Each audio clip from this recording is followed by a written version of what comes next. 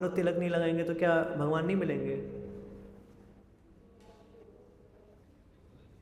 इसका मतलब तो फिर भगवान को अचीव करने के लिए तिलक जो एक वो हो गया, क्राइटेरिया हो गया ये तो। हम तो बोलते हैं कि भगवान को जो है कोई भी ले सकता है, कोई भी प्राप्त कर सकता है, कोई क्राइटेरिया नहीं है ऐसे कोई। तो फिर ये तो क्राइटेरिया हो गया फिर ये तो वैष्णव एटिकेट्स तो क्राइटेरिया हो गए ऐसे। तो फिर अगर फिर पढ़ क्यों रहे हैं? या तो ये सब्जेक्ट जो है इररेलेवेंट है, या तो एटिकेट्स का कोई कनेक्शन नहीं है भगवान के मिलने ना मिलने से, या फिर अगर कनेक्शन है तो फिर ऐसे फिर भगवान को प्राप्त करके क्या फ़ायदा जो क्राइटेरियाज के बेसिस पे चलते हैं कि भाई ये क्राइटेरियाज फुलफ़िल करो तो मैं मिलूँगा। ऐसे भगवान को अचीव कर भी लिया तो क्या फ़ायदा?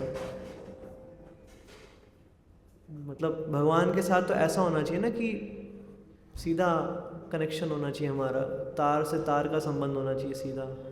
ये मेरे राधा मदन मोहन जी, ये मैं, बस बीच में कोई नहीं, सीधा कनेक्शन होना चाहिए।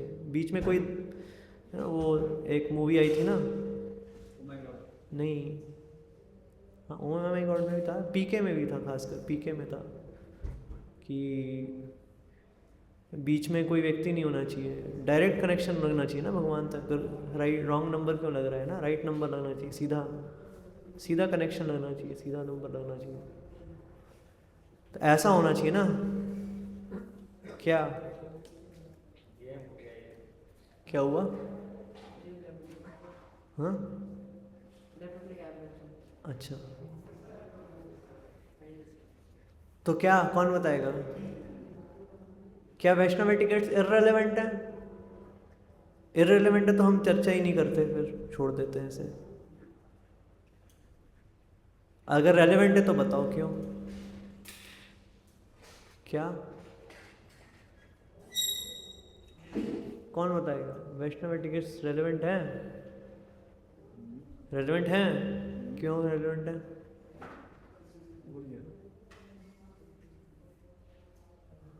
नहीं, आपने पॉइंट आंसर सही किया था, पर मैं उसी को चर्नअप कर रहा हूँ। मान लो आप अपराध कर भी लोगे, चलो थोड़े, और आप चेंटिंग तो कर ही रहे हो, तो क्या अब आपको भगवान नहीं मिलेंगे? चलो ठीक है, स्लो हो जाएगा, चलो स्लो हो जाएगा, फिर भी भगवान तो मिलेंगे, मिलेंगे ना, पक्की बात है ना भगवान मिलेंगे। तो कोई दिक्कत नहीं है, स्लो हो जाए। एनीवेज हमने इतने जन्म लगा दिए, थोड़े एक दो जन्म और एक्स्ट्रा लगा लेंगे, उसमें क्या दिक्कत है? तो मतलब गारंटी नहीं है नेक्स्ट जन्म में, लाइक अभी नेक्स्ट जन्म में ही हम वापस कंटिन्यू करेंगे या उससे कुछ और 50 जन्म बाद। नहीं, मतलब भक्ति तो ख़त्म होती नहीं, नहीं देखो। खत्म नहीं होगी, बट गारंटी नहीं है कि नेक्स्ट में ही एकदम से चालू हो जाएगा। अभी जैसे मैं अभी मैं 24 साल का हूँ, मेरे को वापस कुछ चैंटिंग वगैरह चालू करने में कुछ 22 साल लग गए, तो अब गारंटी नहीं है ना। प्रहलाद महाराज को कितने साल लगे थे? हाँ, नहीं, गर्भ से ही माला कर रहे थे। प्रहलाद महाराज तो गर्भ से ही माला कर रहे थे। तो ऐसा ही केस आपके साथ भी हो जाएगा, उसमें क्या बड़ी बात है? ऐसा थोड़ा ना प्रहलाद महाराज एक ही प्रहलाद महाराज है, ये तो इस ब्रह्मांड में एक प्रहलाद महाराज है, ऐसे अनंत ब्रह्मांड है, अनंत प्रहलाद महाराज है। ऐसा थोड़ा ना एक ही प्रहलाद महाराज है। ध्रुव महाराज एक नहीं है, इस लोक में ध्रुव है, एक है, ठीक है, एक इस ब्रह्मांड में। ऐसे तो अनेकों ब्रह्मांड हैं, अनेकों ब्रह्मांड में अनेकों ध्रुव, अनेकों प्रहलाद महाराज हैं। तो हम एक ही चर्चा करते हैं कि हम इस ब्रह्मांड में रह रहे हैं, तो इस ब्रह्मांड की गतिविधियों का वर्णन भागवतम में आता है। वो तो ऐसा थोड़ा ना कि केवल प्रहलाद महाराज और ध्रुव महाराज ही केवल, तो किसी और ब्रह्मांड में आप प्रहलाद महाराज बन जाओगे, उसमें क्या बड़ी बात है? वहीं से भक्ति शुरू करोगे आप गर्भ से, क्या दिक्कत है? क्या बट गारंटी नहीं है ना कि नेक्स्ट में ही होगा ये। नेक्स्ट में ही होगा? नहीं, गारंटी क्यों नहीं है? भक्ति ख़त्म थोड़ा ना होती। हाँ गारंटी चलो नहीं भी है, चलो, लेकिन कहने वाले चलो उस नेक्स्ट में नहीं भी हुआ तो भी भगवत धाम तो जाओगे ही ना। तो वैष्णव एटिकेट्स नहीं भी फॉलो करोगे तो क्या ही फ़र्क पड़ता है? समझ रहे हो? मान लो कि मैं किसी और किसी और बाबा के पास जाता हूँ वृंदावन में लेट से, और जो मंत्र देते हैं मैं उसको जप करना स्टार्ट करता हूँ। मैं भगवत धाम जाऊँगा कि नहीं जाऊँगा?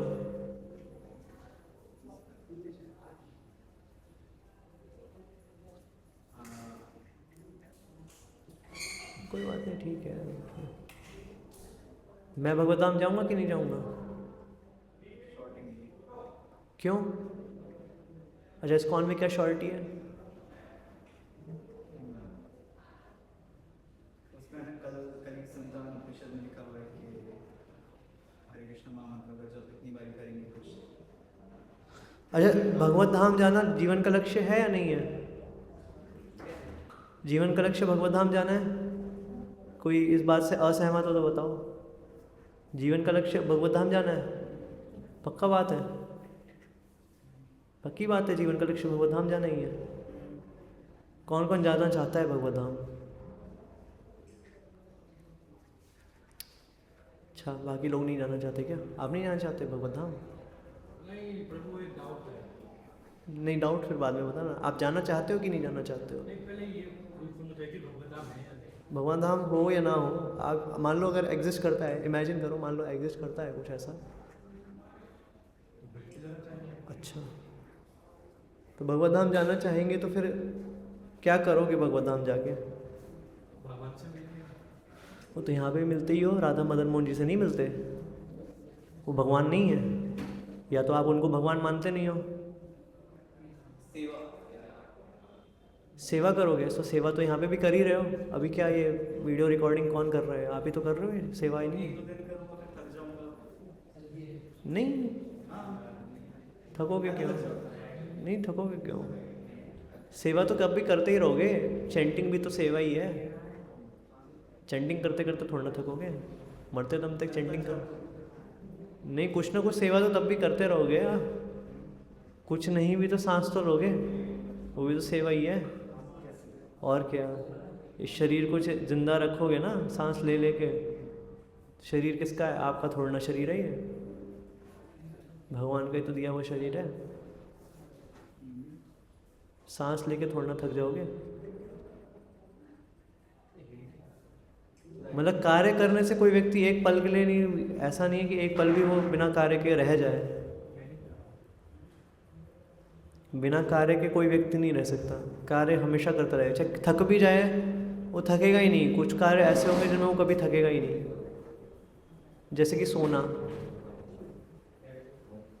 है ना, गर्मियों में गंगा जी नहाना,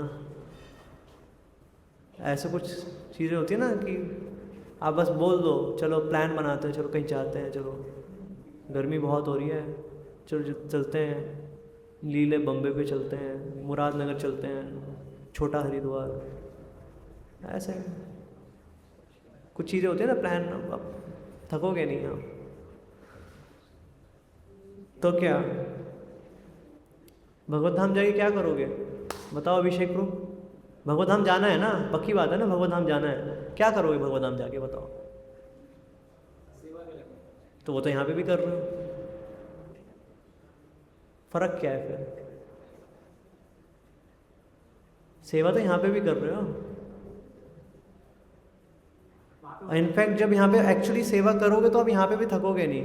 देखो इतने सीनियर महाराजों को देखो, इतने सीनियर सन्यासी इतने बूढ़े हो चुके हैं। जयपताका हिंदुओं, जयपताका महाराज को देखो, जयपताका महाराज कितने बूढ़े हैं, कितना जो है, इतना क्या कहते हैं, बीमारियां हैं, फिर भी सेवा कर रहे हैं। उनसे पूछो महाराज आप थक गए हो? वो बोलेंगे नहीं मैं थका नहीं, मैं और सेवा कर सकता हूँ। सेवा करने से वो थके ही नहीं है, सेवा करते जा रहे हो, करते जा रहे हैं सेवा। तो भगवत धाम क्यों जाना चाहते हो? क्या मिलेगा भगवत धाम जाके? लड्डू पेड़े? वो तो यहाँ पे भी मिल जाएंगे। भगवत धाम में ऐसा क्या मिलेगा आपको? अन्न मिलेगा? अनस्टेबल, अनडिस्टर्ब सेवा करने को मिलेगी। जब आप एक्चुअली सेवा यहाँ पे करोगे ना तो आप अनडिस्टर्ब यहाँ पे भी रह सकते हो। नहीं, आप समझे नहीं। जब आप सेवा एक्चुअली सेवा करोगे ना, आप आप सोना खाना भी भूल जाओगे, आप सेवा खाने से भी ऊपर उठ जाओगे आप यहीं पे, इसी भौतिक संसार के अंदर। मैं तभी तो महाराज का एग्जाम्पल दे रहा हूँ। और न केवल महाराज, महाराज तो जैसे एक एग्जाम्पल है, और न जाने कितने सन्यासी आप देखो इस्कॉन के अंदर, कितने बूढ़े, कितने जो है एजेड हो चुके हैं, फिर भी उसके बाद भी लगातार सेवाएं करे जा रहे हैं बिना थके। नहीं सोते ही नहीं, रेस्ट ही नहीं करते। रेस्ट में भी भगवान का नाम ले रहे होते हैं। 1-2 घंटा मुश्किल से सोएंगे, उसी उसमें भी भगवान का नाम ले रहे होते हैं। वो सोना भी सेवा हो जाती है उनकी, ताकि उनके लेवल तक पहुंच सके, इसलिए वैष्णव एटिट्यूड्स। ताकि उनके लेवल तक पहुंच सके। उनके लेवल तक कैसे पहुंचोगे? वैष्णव एटिकेट्स को फॉलो करके। क्यों ऐसा? वैष्णव एटिकेट्स में क्या है कि उनको इसको फॉलो करके आप उनके लेवल तक पहुंच जाओगे।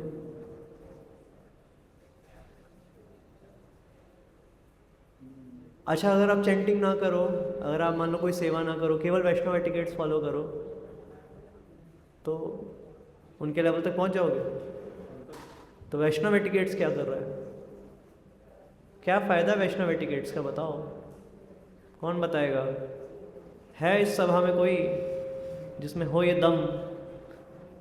मतलब हम आगे तो बढ़ते जाएंगे ऐसे तो, पर जब हमारा बेसिक फाउंडेशन क्लियर नहीं है तो फिर आप इसकी वो नहीं समझोगे, ग्रेविटी नहीं समझोगे, क्यों वैष्णव एटिकेट्स इंपॉर्टेंट है। फिर आप वैष्णव एटिकेट्स को सुन तो लोगे, समझ तो जाओगे कि हाँ ये है, ये होता है, ये करना होता है, लेकिन आप ये नहीं समझोगे कि ये करना क्यों है मेरे को। आप करोगे भी नहीं। आप वैष्णव, इसीलिए मैं देख रहा हूँ आज खासकर जो यूथ हैं वो वैष्णव एटिकेट्स को जानते हैं, पर फिर भी वैष्णव एटिकेट्स को फॉलो नहीं करते। क्यों? क्योंकि ग्रेविटी नहीं पता ना, ग्रेविटी नहीं पता। हमें लगता है कि वैष्णव एटिकेट्स को फॉलो ना भी करें तो भी क्या, माला तो मैं कर ही रहा हूँ ना, मेरे से अच्छा भक्त कौन है। 16 माला मैं करता हूँ, सुबह में मंगल आरती में आता हूँ, सब कुछ करता हूँ, मैं तिलक लगाता हूँ, मैं जो है धोती कुर्ता पहनता हूँ। मतलब मैं तो वो तो बोलता है वैष्णव एटिकेट फॉलो कर रहा हूँ, मैं तो कर रहा हूँ वैष्णव एटिकेट्स फॉलो। और बहुत सारी चीज़ें ऐसी होती है जो मिस कर देता है, वो मूड मिस हो जाता है, क्योंकि उसको समझ में नहीं आता कि वैष्णव एटिकेट फॉलो करना क्यों है। चलो थोड़ा सा बीच में थोड़ा समय मिला, चलो अरे लेक्चर तो होता रहेगा, क्लासेस तो होती रहेंगी यार, चलो चलते हैं यार, थोड़ा छोटा हरिद्वार हो आते हैं। अरे लेक्चर तो होता रहेगा यार, थोड़ा नहा के आते हैं, थोड़ा प्रेशर लग गया, थोड़ा स्किप कर देते हैं आज की क्लास। थोड़ा वो इम्पोर्टेंस नहीं लेगा, समझ रहे हो क्या हुआ? अच्छा, क्या समझ में आया? वैष्णव एटिकेट्स के ऊपर चर्चा करने से पहले तो जानना पड़ेगा ना वैष्णव एटिकेट जरूरी क्यों है कि नहीं? किसी भी चीज़ को चर्चा करने, मान लो आप कोई व्यक्ति इंजीनियरिंग करना चाहता है तो उसको जानना पड़ेगा ना इंजीनियरिंग करने से मिलेगा क्या उसको। अब मान लो उसको एडमिशन करवा लिया इंजीनियरिंग कॉलेज में बिना उसको ये मतलब फ़ायदा बताए, तो इंजीनियरिंग कॉलेज में एडमिशन लेने के बाद भी इंजीनियरिंग की पढ़ाई नहीं करेगा वो, पूरे 4 साल वो मस्ती करेगा और 4 साल बाद उसको रियलाइज़ होगा कि अरे यार क्या करूं, कुछ नहीं कर पाएगा वो। उससे पहले ही अगर उसको पता होता कि हाँ अगर मैं अच्छे से पढ़ाई करूँगा तो मेरी जॉब अच्छी लग जाएगी, उससे मैं फिर ये कर सकता हूँ, फिर मैं ये भी कर सकता हूँ, ये फ़ायदा होगा ये करने का, पहले ही पता चल जाता उसको तो बहुत अच्छा रहता। नहीं पहले अगर किसी ने बताया नहीं, आजकल पेरेंट्स भी जल्दी बताते नहीं, पेरेंट्स बोलते हैं कि बस करवाओ इसका एडमिशन, पैसे कमाएगा ये, वो अंडरस्टैंडिंग देते नहीं कि भाई कैसे कि हर फील्ड क्यों इम्पोर्टेंट है, मेडिकल फील्ड भी क्यों इम्पोर्टेंट है या कॉमर्स की फील्ड भी क्यों इम्पोर्टेंट है। हर फील्ड इम्पोर्टेंट है, ऐसा नहीं कि पैसा हर फील्ड में है, आर्ट्स में भी पैसा है, लेकिन आर्ट्स की इम्पोर्टेंस कोई बताता नहीं है तो फिर आर्ट्स में कोई जाता नहीं है। समझ रहे हो? हर फील्ड की इम्पोर्टेंस है, पर फिर क्या होता है कि जब इम्पोर्टेंस पता नहीं चलती फिर बाद में दिक्कत होती है, तब तक बहुत नाव डूब चुकी होती है, फिर उसके बाद लेट हो जाता है बहुत। क्या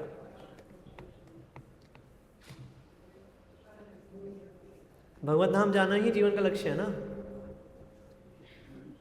पक्का? पक्का नहीं,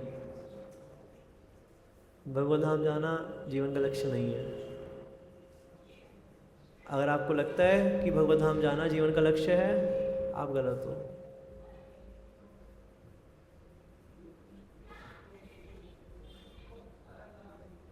फुल स्टॉप। ओके। अगर आपको लगता है कि भगवत धाम जाना जीवन का लक्ष्य है, तो आप गलत हो, आप सबसे बड़ी गलत फहमी में हो। और अगर आप ये सोच रहे हो कि इस्कॉन में भक्ति करके आप भगवत धाम चले जाओगे, मतलब भगवत धाम तो चले ही जाओगे ऑफ कोर्स, ऐसा नहीं है, पर वो अल्टीमेट गोल है ये तो ये गलत है। मतलब वो अल्टीमेट गोल नहीं है भगवत धाम, वो तो चले ही जाओगे, बाय प्रोडक्ट है वो अल्टीमेट गोल का बाय प्रोडक्ट है वो, बाय प्रोडक्ट के पीछे आप भाग रहे हो। क्या कहते हैं उसे, एक्चुअल गोल वो नहीं था, वो तो मिल जाता, बाय डिफ़ॉल्ट मिल जाता, वो तो भगवत धाम जाना बाय डिफ़ॉल्ट मिल जाता। तो क्या है जीवन का लक्ष्य? हाँ, प्रेमा भक्ति। क्या है ये प्रेमा भक्ति?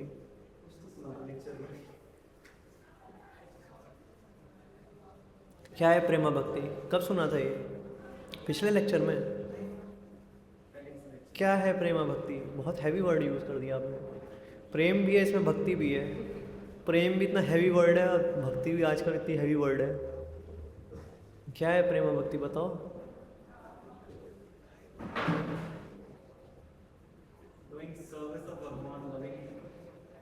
Doing service of Krishna lovingly. मतलब ये गोल है आपके हिसाब से? Just like gopis. बहुत हैवी गोल है।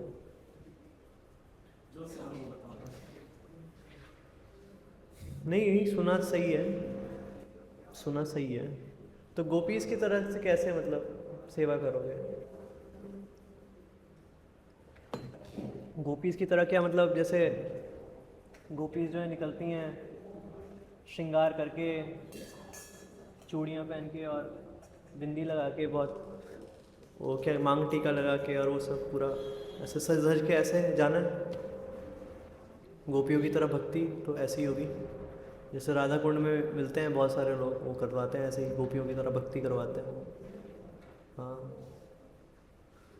आपको गोपी बना देंगे, और जाओ आप साड़ी वाड़ी पहनो प्रॉपर, नथनी लगाओ एकदम प्रॉपर, श्रृंगार करके जाओ, गोपियों की तरह भक्ति करो, क्या दिक्कत है?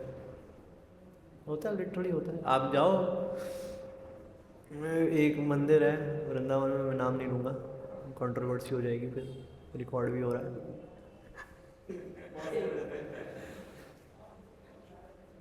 तो वहाँ पे होता है, आदमी लोग जो हैं गोपियाँ बन के नाचते हैं, वो प्रेमा भक्ति है आपके हिसाब से? मतलब fake, fake it till you make it, fake it till you make it, वही उनके फिलॉसफी है। तब तक फेक करो जब तक आप बना ना दो, काम निकल जाएगा। क्या यही गोल है? ऐसे ही इसी प्रोसेस से जाना है? ऐसा पूर्वाचार्य ने मना किया। हाँ, क्यों?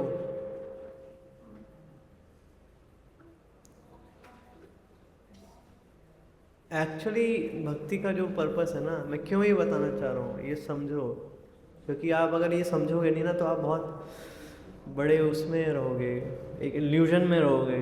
आपको लगेगा कि आप भक्ति कर रहे हो और आपसे बड़ा भक्त कोई नहीं है। ओहो, ऐसे इल्यूजन में रहोगे, आपको लगेगा कि अरे वाह, मैं तो बहुत अच्छी भक्ति कर रहा हूँ और मैं तो भगवत धाम अचीव कर रहा हूँ। एक्चुअली भगवत धाम अचीव करने जैसा कोई चीज़ नहीं है। तो भगवत धाम तो बाय प्रोडक्ट है, अचीव हो ही जाएगा वो, तो कोई बात नहीं। एक्चुअल चीज़ क्या थी, एक्चुअल चीज़ क्या है? वो है भक्तों के साथ रहना, भक्तों के साथ रहना, ये गोल होना चाहिए। भक्तों के साथ एसोसिएट करना या भक्तों के साथ रहना, भक्तों के साथ साधना प्रैक्टिस करना, भक्तों के साथ, ये गोल है। अगर ये कर लिया तो भगवत धाम तो बाय प्रोडक्ट है, मतलब वो तो मिलेगा ही। भगवत धाम जाके भी क्या ही करोगे, वहाँ पे भी तो भक्तों का संग ही करोगे। सेवा तो आप यहाँ पे भी कर ही रहे हो, लेकिन यहाँ पे अगर भक्तों का संग नहीं कर रहे तो फिर इसमें और तब भगवत धाम और इस जगह में अंतर है।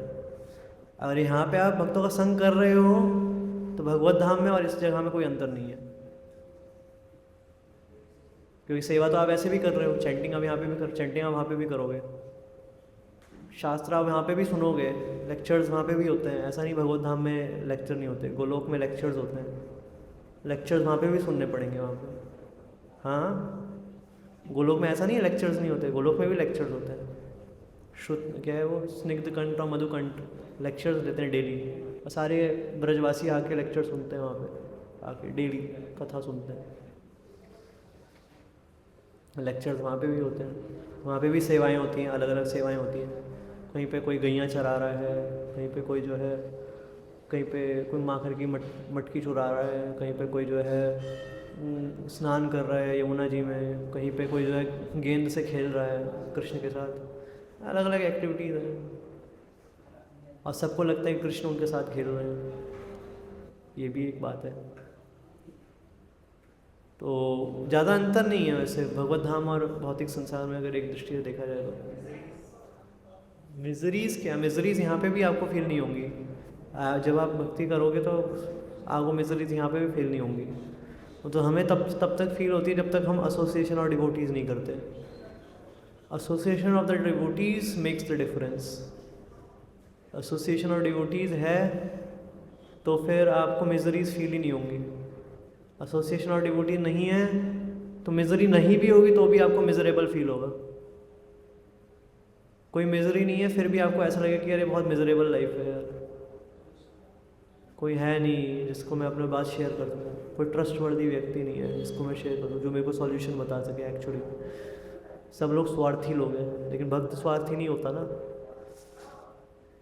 भक्त ज़्यादा इम्पोर्टेंट व्यक्ति है। इस अंडरस्टैंडिंग तक आप आओ।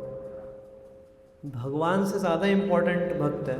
भगवान तो यहाँ पे भी है, भगवान आपको भगवत धाम में मिल जाएंगे। भगवान के धाम क्यों जाना है? भगवान के धाम में और यहाँ पे कोई अंतर नहीं है। यहाँ पे भी आप राधा मदन मोहन जी की सेवा कर ही रहे हो, है कि नहीं? ट्रांसफ़र रूम में और ऑल्टर में भी जो पुजारी होते हैं वो सब सेवा कर रहे हैं, भगवान की सेवा कर रहे हैं, है कि नहीं? अभिषेक प्रभु। तो ज़्यादा अंतर नहीं है उस चीज़ में। तो ऐसा कुछ वो नहीं है कि कोई व्यक्ति जो है भगवान की सेवा कर रहा है तो ज़्यादा एडवांस हो गया, नहीं। जो भक्तों की सेवा कर रहा है वो ज़्यादा एडवांस है। वो डिफरेंस बनाता है, वो डिफरेंस है। भगवान की सेवा से ज़्यादा, हरे कृष्णा, ठीक हो सोनू को? भगवान की सेवा से ज़्यादा इम्पोर्टेंट है भक्तों की सेवा करना, वो डिफरेंस बनाता है।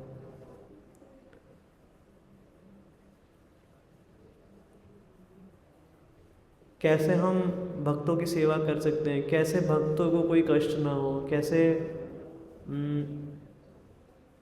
इस संसार में जो हम चीज़ें देखते हैं वो सारी चीज़ें वहाँ पे भी एग्जिस्ट करती हैं। तो कैसे हर चीज़ को हमें ध्यान से देखना है, किस तरीके से हर चीज़ से हमें, हर वस्तु से भी, इवन वस्तुओं को भी हमें इस तरीके से देखना चाहिए कि यहाँ इनमें भी भगवान का वास है। जैसे ये माइक के अंदर भी भगवान का वास है। मैं इसके साथ कैसे डील कर रहा हूँ, लैपटॉप के साथ मैं कैसे डील कर रहा हूँ, इवन अपने कपड़ों के साथ मैं कैसे डील कर रहा हूँ, ये सब, इन सब के अंदर भगवान का वास है। एज अ परमात्मा भगवान का वास है। तो ये भी केवल एक, ऐसा नहीं कि भौतिक वस्तुएं हैं और चलो जस्ट भौतिक वस्तुएं हैं तो ये नगण्य हैं और इनकी कोई वैल्यू नहीं है, इनको छोड़ देते हैं। नहीं, they have importance, they have value. तो जब हम ये समझते हैं ना कि ये भगवान की तदीय चीज़ है, भगवान की प्रिय चीज़ है, ये लैपटॉप भगवान का प्रिय है, ये भक्त भगवान के प्रिय हैं, ये माइक, ये पूरा सेमिनार हॉल, ये मंदिर भगवान का प्रिय है। भगवान का प्रिय है उस चीज़ की जब हम सेवा करते हैं, वो ज़्यादा इम्पोर्टेंट चीज़ है रादर देन खुद भगवान की सेवा करना। समझ क्यों? भगवान तो आत्मा राम है, भगवान को किसी सेवा की ज़रूरत नहीं है। वैसे देखा जाए तो भगवान तो आत्मा राम है।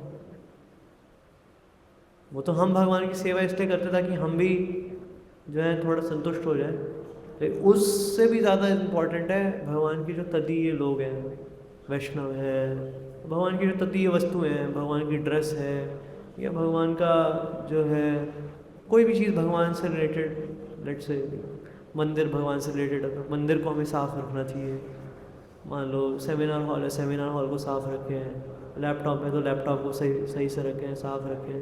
कपड़े हैं जो हमने पहन रखे हैं, ये भगवान एक तरह से तदीय है, ये भक्तों के तदीय हैं, तो उसको सही से रखें, प्रॉपर रखें, है ना। ऐसा नहीं कि कोई चीज़ कहीं पड़ी हुई है, कोई चीज़ कहीं पड़ी हुई है, एक मेरा सामान इधर पड़ा है, एक मेरा सामान उधर पड़ा है, एक मेरा इधर से पड़ा हुआ है, चारों कोनों में 4 सामान पड़े हुए हैं और सब फैले हुए हैं। कोई ज़मीन में पड़ा हुआ है, कोई आसमान में है, कोई अंदर है, कोई बाहर है, कोई जो है कूड़े के डिब्बे में है, कोई जो है लंच बॉक्स के अंदर है, और लंच बॉक्स के अंदर प्रसादम की बहुत बुरी बदबू आ रही है। मतलब आप केयर नहीं कर रहे हो। हाँ सर, ये ज़्यादा इम्पोर्टेंट चीज़ है। भगवान का धाम एक्चुअली आप यहीं, जो व्यक्ति एडवांस होता है ना, वो यहीं पे ही भगवान के धाम को प्रकट कर सकता है। उसके लिए भगवत धाम जाना बड़ी कुछ है ही नहीं है, वो यहीं पे ही भगवत धाम ले आएगा। उसका चेतना भगवत धाम के स्तर पे पहुंच जाता है। वो हर चीज़ को फिर भगवत धाम की तरह डील करता है। वो हर चीज़ को ऐसे देगा कि ये सब भगवान का तदीय है, ये इटसेल्फ भगवत धाम है, क्योंकि वो हर चीज़ को भगवान के रिलेशन में देखता है। तो जैसे हम कोई चीज़ को भगवान के रिलेशन में देखते हैं, आप ऑलरेडी समझो कि आपकी कॉन्शियसनेस भगवत धाम के स्तर पे है। आपको भगवत धाम जाने की ज़रूरत नहीं है। जब आप हर चीज़ को भगवान के रिलेशन में देख रहे हो, ये मंदिर भगवान का है, ये लैपटॉप, ये करताल, ये फ़ोन, ये माइक, सब भगवान के द्वारा है, भगवान का है, भगवान का तदीय है। इस कॉन्शियसनेस से जब आप देख रहे हो, तो ये कॉन्शियसनेस ये भगवत धाम की कॉन्शियसनेस है। जब ये स्टोरी तो शायद सबने सुनी होगी, ज़्यादातर सबने सुनी होगी कि एक बार भगवान के सिर में दर्द हुआ,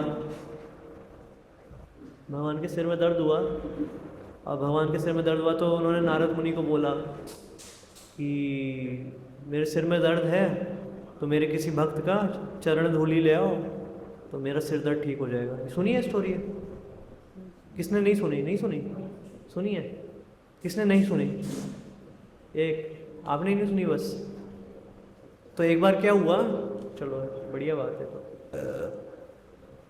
वैष्णव टिकट्स के अलावा आज सारी क्लास हो जाएंगी लगता है। तो एक बार क्या हुआ कि भगवान के सिर में दर्द हुआ। सुन रहे हो प्रभु? सुन रहे हो? हाँ। तो एक बार क्या हुआ, भगवान के सिर में दर्द हुआ। पानी पी लो, पानी पी लो। नहीं, पी लो, पी लो।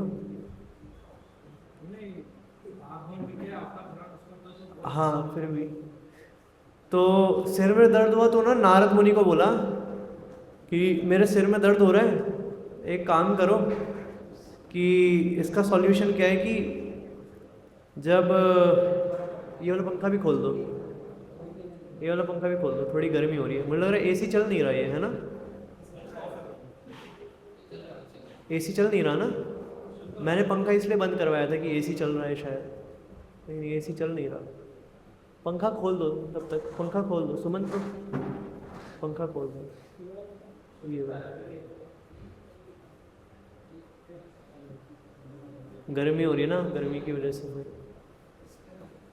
तो क्या हुआ, उन्होंने नारद मुनि को बोला भगवान कृष्ण ने कि मेरे भक्त की किसी की चरण धूलि ले आओगे ना, तो मेरे सिर का दर्द थोड़ा चला जाएगा। तो गए, वो सब जगह गए, तो किसी ने दी नहीं। अब भाई अपनी चरण धूलि कोई देगा तो क्यों नरक में जाना चाहेगा?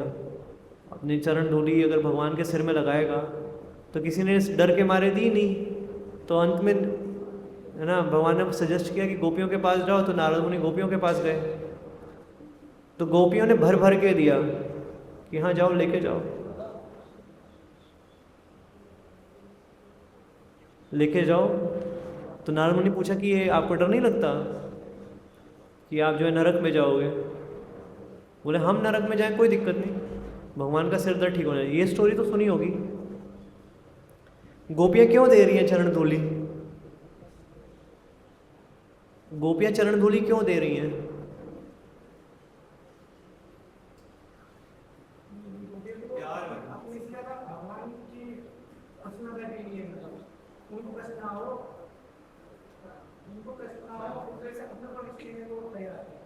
हाँ वो तो है, मतलब वो देख रही हैं कि चरण धूलि भी मेरी नहीं है, असल में ये चरण धूलि भी मेरी नहीं है, ये भगवान के लिए, भगवान की वस्तु है, भगवान की तदीय वस्तु है, ये भगवान की प्रिय चीज़ है, दे देती हूँ, क्या दिक्कत है? अब भगवान को ये चीज़ पसंद है तो दे देती हूँ। तो ऐसे ये सारी चीज़ें भगवान को पसंद है, ये सब भगवान की प्रिय, ये जितने भी भक्त हम देखते हैं क्या भगवान के प्रिय भक्त हैं। अब हम इनसे कैसे डील करेंगे वो हमारे ऊपर है, कैसे हम हर वस्तु से डील करेंगे वो हमारे ऊपर है। तो सोचो गोपियां इतने कॉन्शियस हैं कि हर चीज़ को भगवान के रिलेशन में देख रहे हैं। छोड़ दो उसको, छोड़ दो, बंद कर दो उसको, इतना छोड़ दो उसको, बंद कर दो उसको।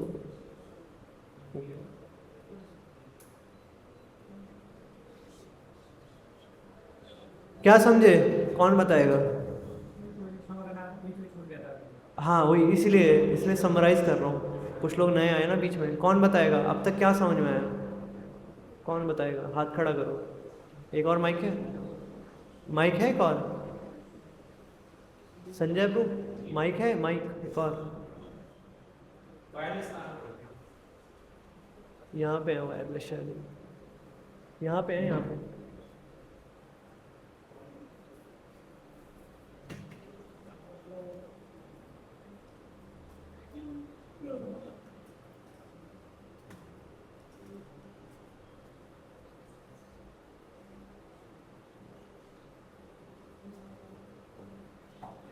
चेक करना।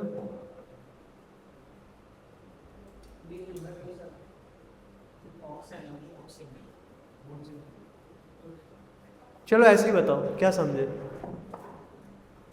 वैष्णव की इम्पोर्टेंस है कि अगर हम यहाँ पे रहेंगे, वैष्णव के साथ में रहेंगे, it will be equal to staying in Bhagwat Dham. And एक और चीज़ है इसमें कि इसमें हमारी भक्ति भी इम्प्रूव होगी वैष्णव संग करते हुए।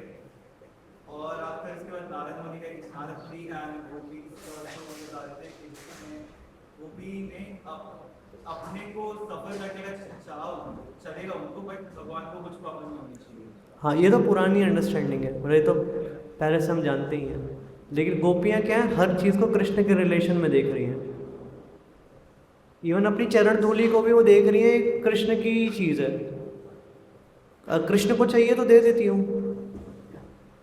मतलब चरण धूलि भी मैं, वो ये भी नहीं मान रही कि ये चरण धूलि भी मेरी है, वो भी कृष्ण की है, दे देती हूँ। कृष्ण को चाहिए दे देती हूँ, कृष्ण मांग रहे तो क्या दिक्कत, दे देती हूँ। तभी गोपियाँ बोल रही है ना कि भाई आप हमसे प्राण भी मांगो तो प्राण भी दे देंगे, उसमें क्या है, प्राण भी हमारे नहीं है, लेना चाह ले लो। तो कहने का मतलब हर चीज़ को कृष्ण के रिलेशन में देखना, हर चीज़ को, इवन हर वैष्णव को, हर व्यक्ति को देखना ये भगवान से रिलेटेड है। लेकिन सवाल ये है, क्या हम देखते हैं? क्या हम देखते हैं? क्या हम देखते हैं कि सामने वाला वैष्णव है? हम हमेशा इतने मजाक और मस्ती के मूड में रहते हैं कि हमें लगता है अरे यार ये भी,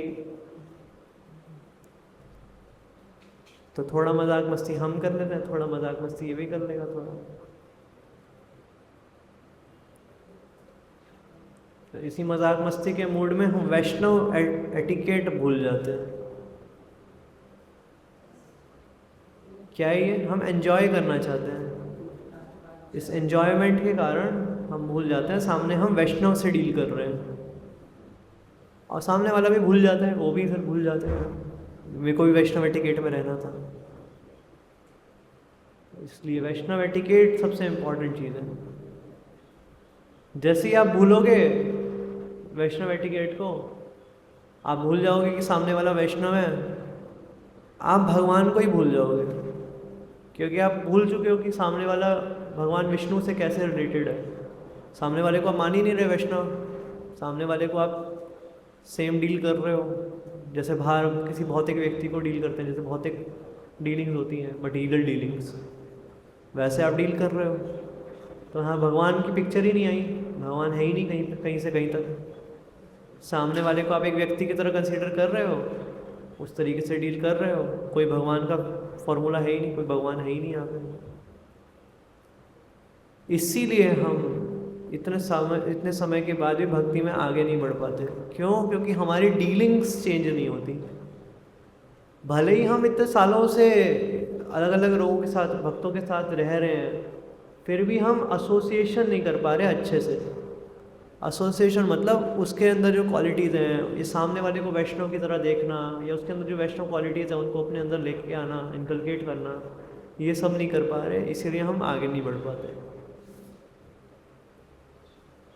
क्योंकि हम सामने वाले को वैष्णव मानते नहीं, हम चीज़ों को मानते नहीं कि वैष्णव की ये भगवान की तदीय चीज़ें हैं, इनको हमें केयर करना है, अच्छे से रखना है, संभाल के रखना है। हम इस तरीके से हमें लगता है हम कुछ बड़ा कर देंगे कि ज़्यादा कुछ कर देंगे तो शायद भगवान ज़्यादा खुश हो जाएंगे। 16 माला क्यों, 64 माला क्यों नहीं? 64 माला करूँगा, भले ही वो 64 माला करने से जो है किसी और के साथ मेरा संबंध खराब हो जाए, वो जो 64 माला करने के चक्कर में, लेकिन मैं 64 माला करूँगा। जैसे एग्जाम्पल के तौर पे मान लो कोई व्यक्ति है, किसी ने प्रण ले लिया कि मैं तो आज 64 माला करूँगा, चढ़ी उसके सिर में कोई ऐसे कि 64 माला करूँगा। ऐसे गलत नहीं है, 64 माला करना अच्छी चीज़ है। अब मन किया उसका 64 माला करूँगा मैं, और एक बैठा हो चैंटिंग करने, और बगल में एक जो डिवोटी है वो सो रहे हैं, रेस्ट कर रहे हो। अब वो तो कर रहे हैं 64 माला, तो उसने टारगेट बना रखा है अपना 64 माला का, जोर जोर से 64 माला कर रहे हो, और वो बेचारा जो रेस्ट कर रहा है वो व्यक्ति डिस्टर्ब हो रहा है।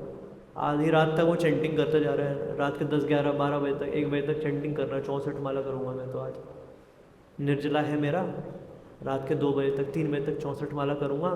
चाहे बाकी लोग सोएं ना सोएं, मैं भी नहीं सो रहा ना, सामने वाले को भी सोने नहीं दूंगा, ना मैं सोऊंगा ना सामने वाले को सोने दूंगा। सामने वाला क्यों सोए? मेरे सामने कैसे सो सकता है ये इसकी हिम्मत कैसे हुई कि मेरे सामने सो जाए? मैं नहीं सो रहा ना, मैं निर्जला रखा हूँ, सामने वाले को भी निर्जला रखना चाहिए। ऐसे कैसे हो जाएगा? मैं निर्जला रखा हूँ, सामने वाला जो गटागट पानी पिए जा रहा है, ऐसे कैसे हो जाएगा? ये तो प्रभु आप वैष्णव नहीं हो ऐसे ये क्या है? आप सामने वाले को देख ही नहीं रहे हो वैष्णव है कि नहीं, आप नॉर्मल डीलिंग्स करते हो। मतलब बहुत छोटा एग्जाम्पल था, एग्जाम्पल्स तो बहुत है, पर क्या है, हमें कॉन्शियस होना पड़ेगा कि हम क्या डीलिंग्स कर रहे हैं। पर सवाल वही है, क्या हम कॉन्शियस हैं? क्या हम देख रहे हैं कॉन्शियसली कि सामने वाला वैष्णव है? हम भूल ही जाते हैं, इतने मजाक मस्ती और इस सब के चक्कर में हम भूल ही जाते हैं कि सामने वाला वैष्णव है। तो इसीलिए हम भक्ति में आगे नहीं बढ़ पाते, वो सिंसेरिटी, वो सीरियसनेस नहीं आ पाती भक्ति में।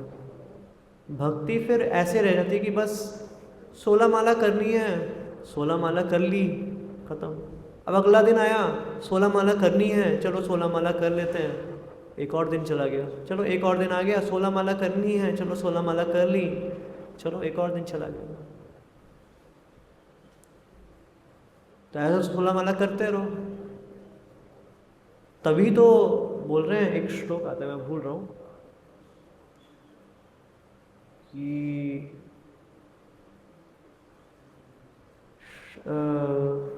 बहु जन्म करी यदि श्रवण कीर्तन तब तो न पाइबे कृष्ण प्रेम धन।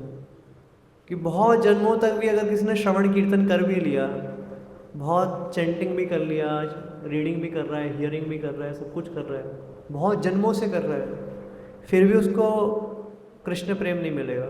क्यों? क्यों भाई? जन्मों से कर रहा है। अभी तो हम क्या, हाँ हाँ, क्यों वैष्णव अपराध हो रहा है वो? हाँ, सामने वाले को वैष्णव मान ही नहीं तो वैष्णव अपराध हो गई।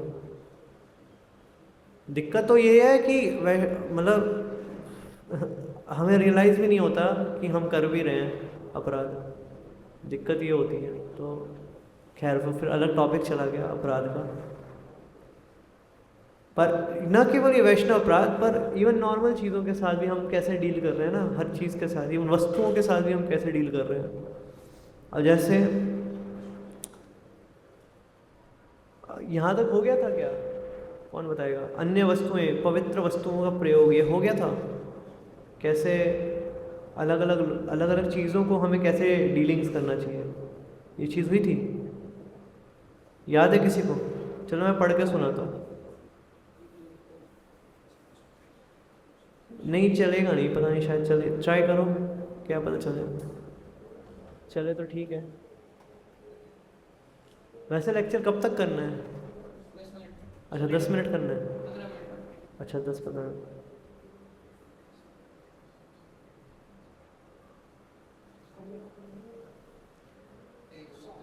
ये हो गया था क्या? ये वाला अन्य नियम, पवित्र वस्तुओं का प्रयोग,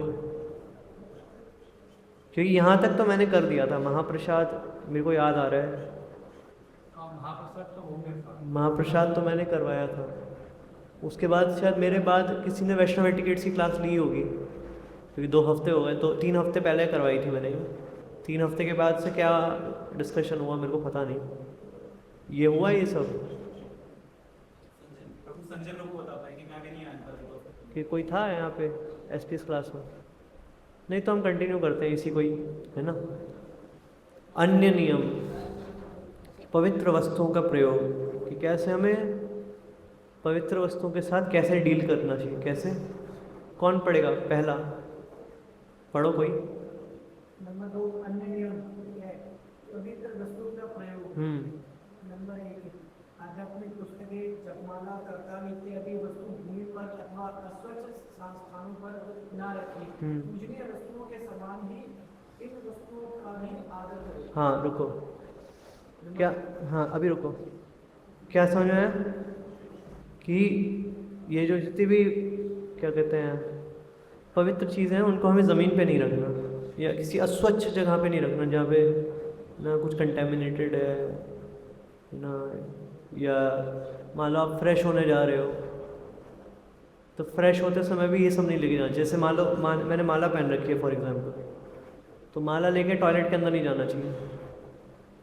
या फिर बीड बैग है, बीड बैग को लेके नहीं जाना चाहिए, है ना। इवन अगर मान लो मतलब बोलते तो यहाँ तक है कि अगर मान लो आपके पास फ़ोन में या फिर कहीं पे, है ना, गुरु महाराज की फ़ोटो है तो भी मत लेके जाओ अंदर।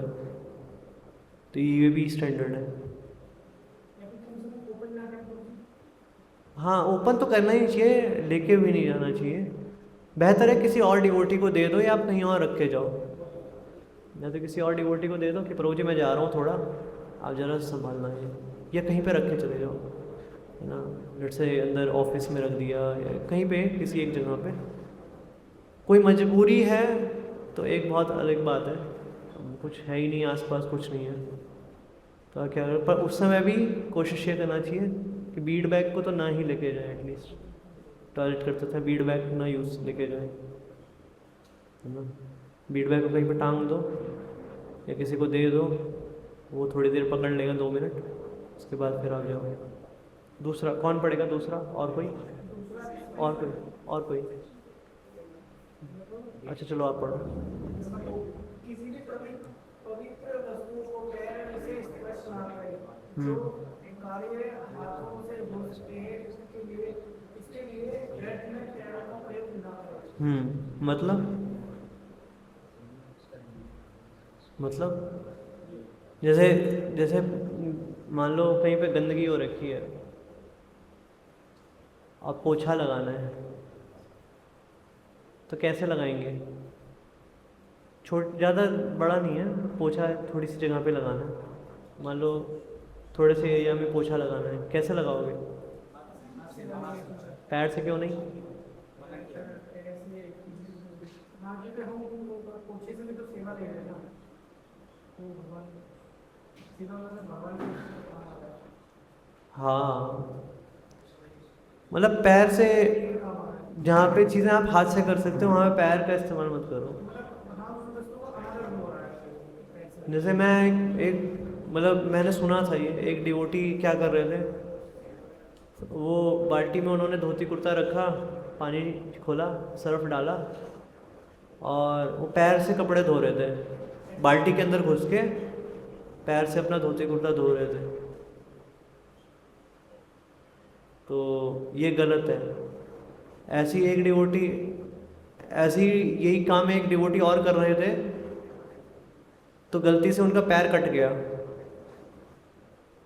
उस बाल्टी के अंदर ब्लेड भी चला गया, ब्लेड रेजर वाला ब्लेड होता है ना, ब्लेड भी चला गया, तो गलती से पूरा पैर कट गया, पूरा खून हो गया था। मतलब जो काम आप हाथ से कर सकते हो उसमें पैर मत इस्तेमाल करो।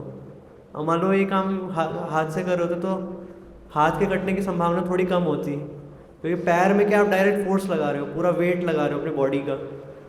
हाथ में आप पूरा वेट नहीं लगाते, हाथों से पता चल जाता है आपको कि यहाँ पे ब्लेड है, कटता भी तो थोड़ा बहुत कटता है। वहाँ पे पैर में पूरा पैर ही लगा दिया पूरा। पर कहने का मतलब है कि हाँ इंस्टेंट करवा, पैरों से नहीं धोना चाहिए, पैरों से नहीं यूज़ करना चाहिए पैरों को। और तीसरा, हाँ और लोग पढ़ो कोई। यदि कोई पवित्र वस्तु भूमि पर पड़ी हो तो उसे कोई उठाकर मस्तक से स्पर्श कराए। ग्रंथ भक्त प्रसाद भगवान को अर्पित किए गए पुष्प तथा अन्य पवित्र वस्तुओं को लांघे नहीं। हाँ, तो इसमें क्या है कि मान लो कोई डिवोटी लेटे हुए हैं तो अब कैसे जाओगे? मान लो यहीं पे लेटे हुए हो, ऐसे लेटे हुए हैं,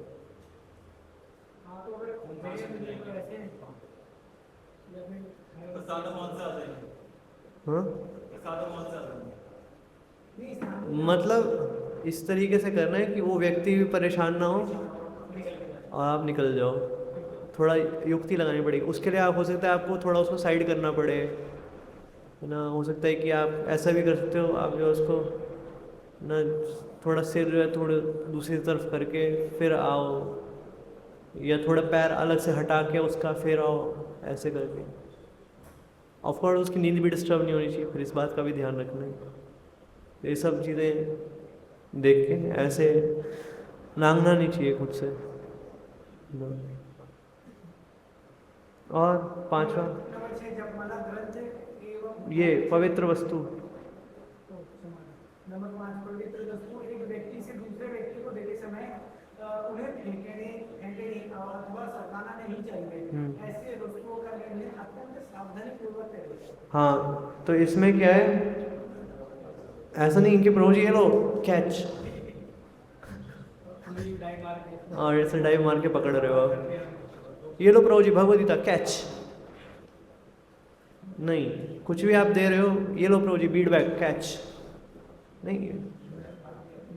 दो हो सकता है आपको 10 सेकंड ज़्यादा लग जाएंगे, चल के जाके दे के आ जाओ,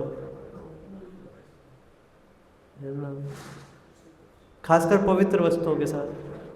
बाइक की चाबी है तो एक अलग बात है, क्योंकि वो इतनी पवित्र वस्तु नहीं है, पर इवन बाइक की चाबी भी दे रहे हो तो वो भी दे के आनी चाहिए, प्रॉपर दे के आओ।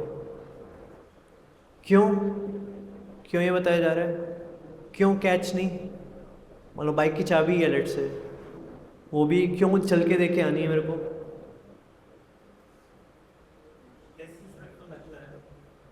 हाँ हाँ हाँ हाँ। इवन अगर इक्वल्स के साथ भी आप ये कर रहे हो, आप क्या है कि सीनियर्स को भी आप किसी दिन इक्वल बना के सीनियर्स के साथ भी करोगे, समझ रहे हो? सीनियर्स को इक्वल के प्लेटफॉर्म पे लेके आके मेंटली तो लेके आना है। मेंटल आपको बस मेंटली सोचना है भाई, सीनियर को इतना सीनियर थोड़ी ना है, ये अपने साथ का ही व्यक्ति है। प्रभु जी और मेरे में कितना एज का डिफरेंस होगा? 2 साल का डिफरेंस होगा एज का ज़्यादा, तो इतना सीनियर थोड़ी ना है, मतलब ऐसे दे देना। पर ये डिसरिस्पेक्टफुल है, मतलब बहुत छोटी चीज़ें हैं, बहुत सेंसिटिव रहना चाहिए। इसलिए ऑल्दो हो सकता है वो सामने वाला बुरा ना माने, हो सकता है सामने वाला इतना बुरा ना माने, लेकिन ये सेम चीज़ आपकी आदत बन गई, अगर आप किसी और के साथ कर दिए तो वो पक्का बुरा मान जाएगा। तो इसलिए अपनी आदत शुरू से ही सुधार के चलो कि हाँ भाई हर चीज़ को दे के आना है। अगर किसी को देनी भी है तो प्रॉपर जाके दे के आओ, उसको हैंड ओवर करके आओ प्रॉपर।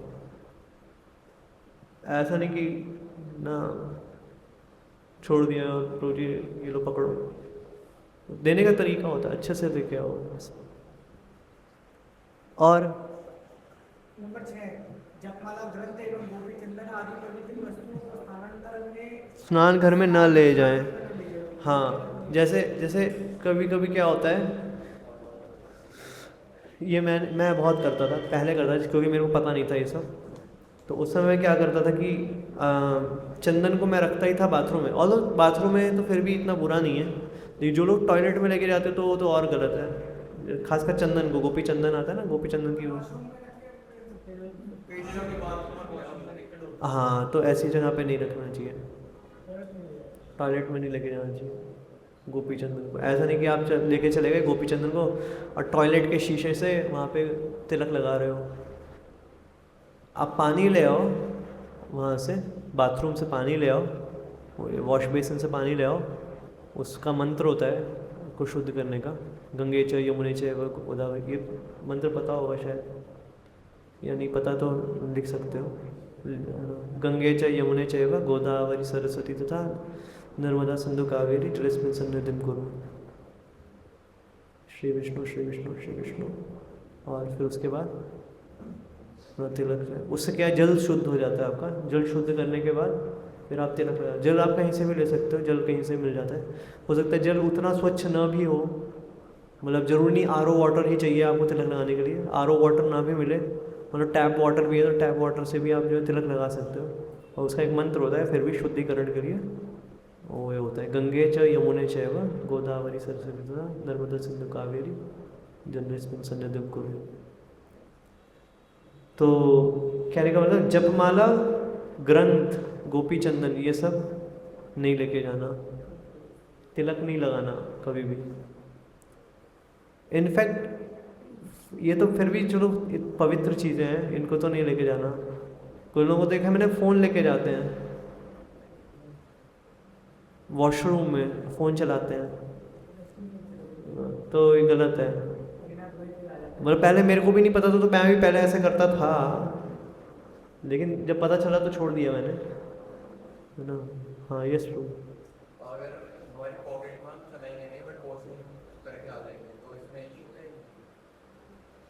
मतलब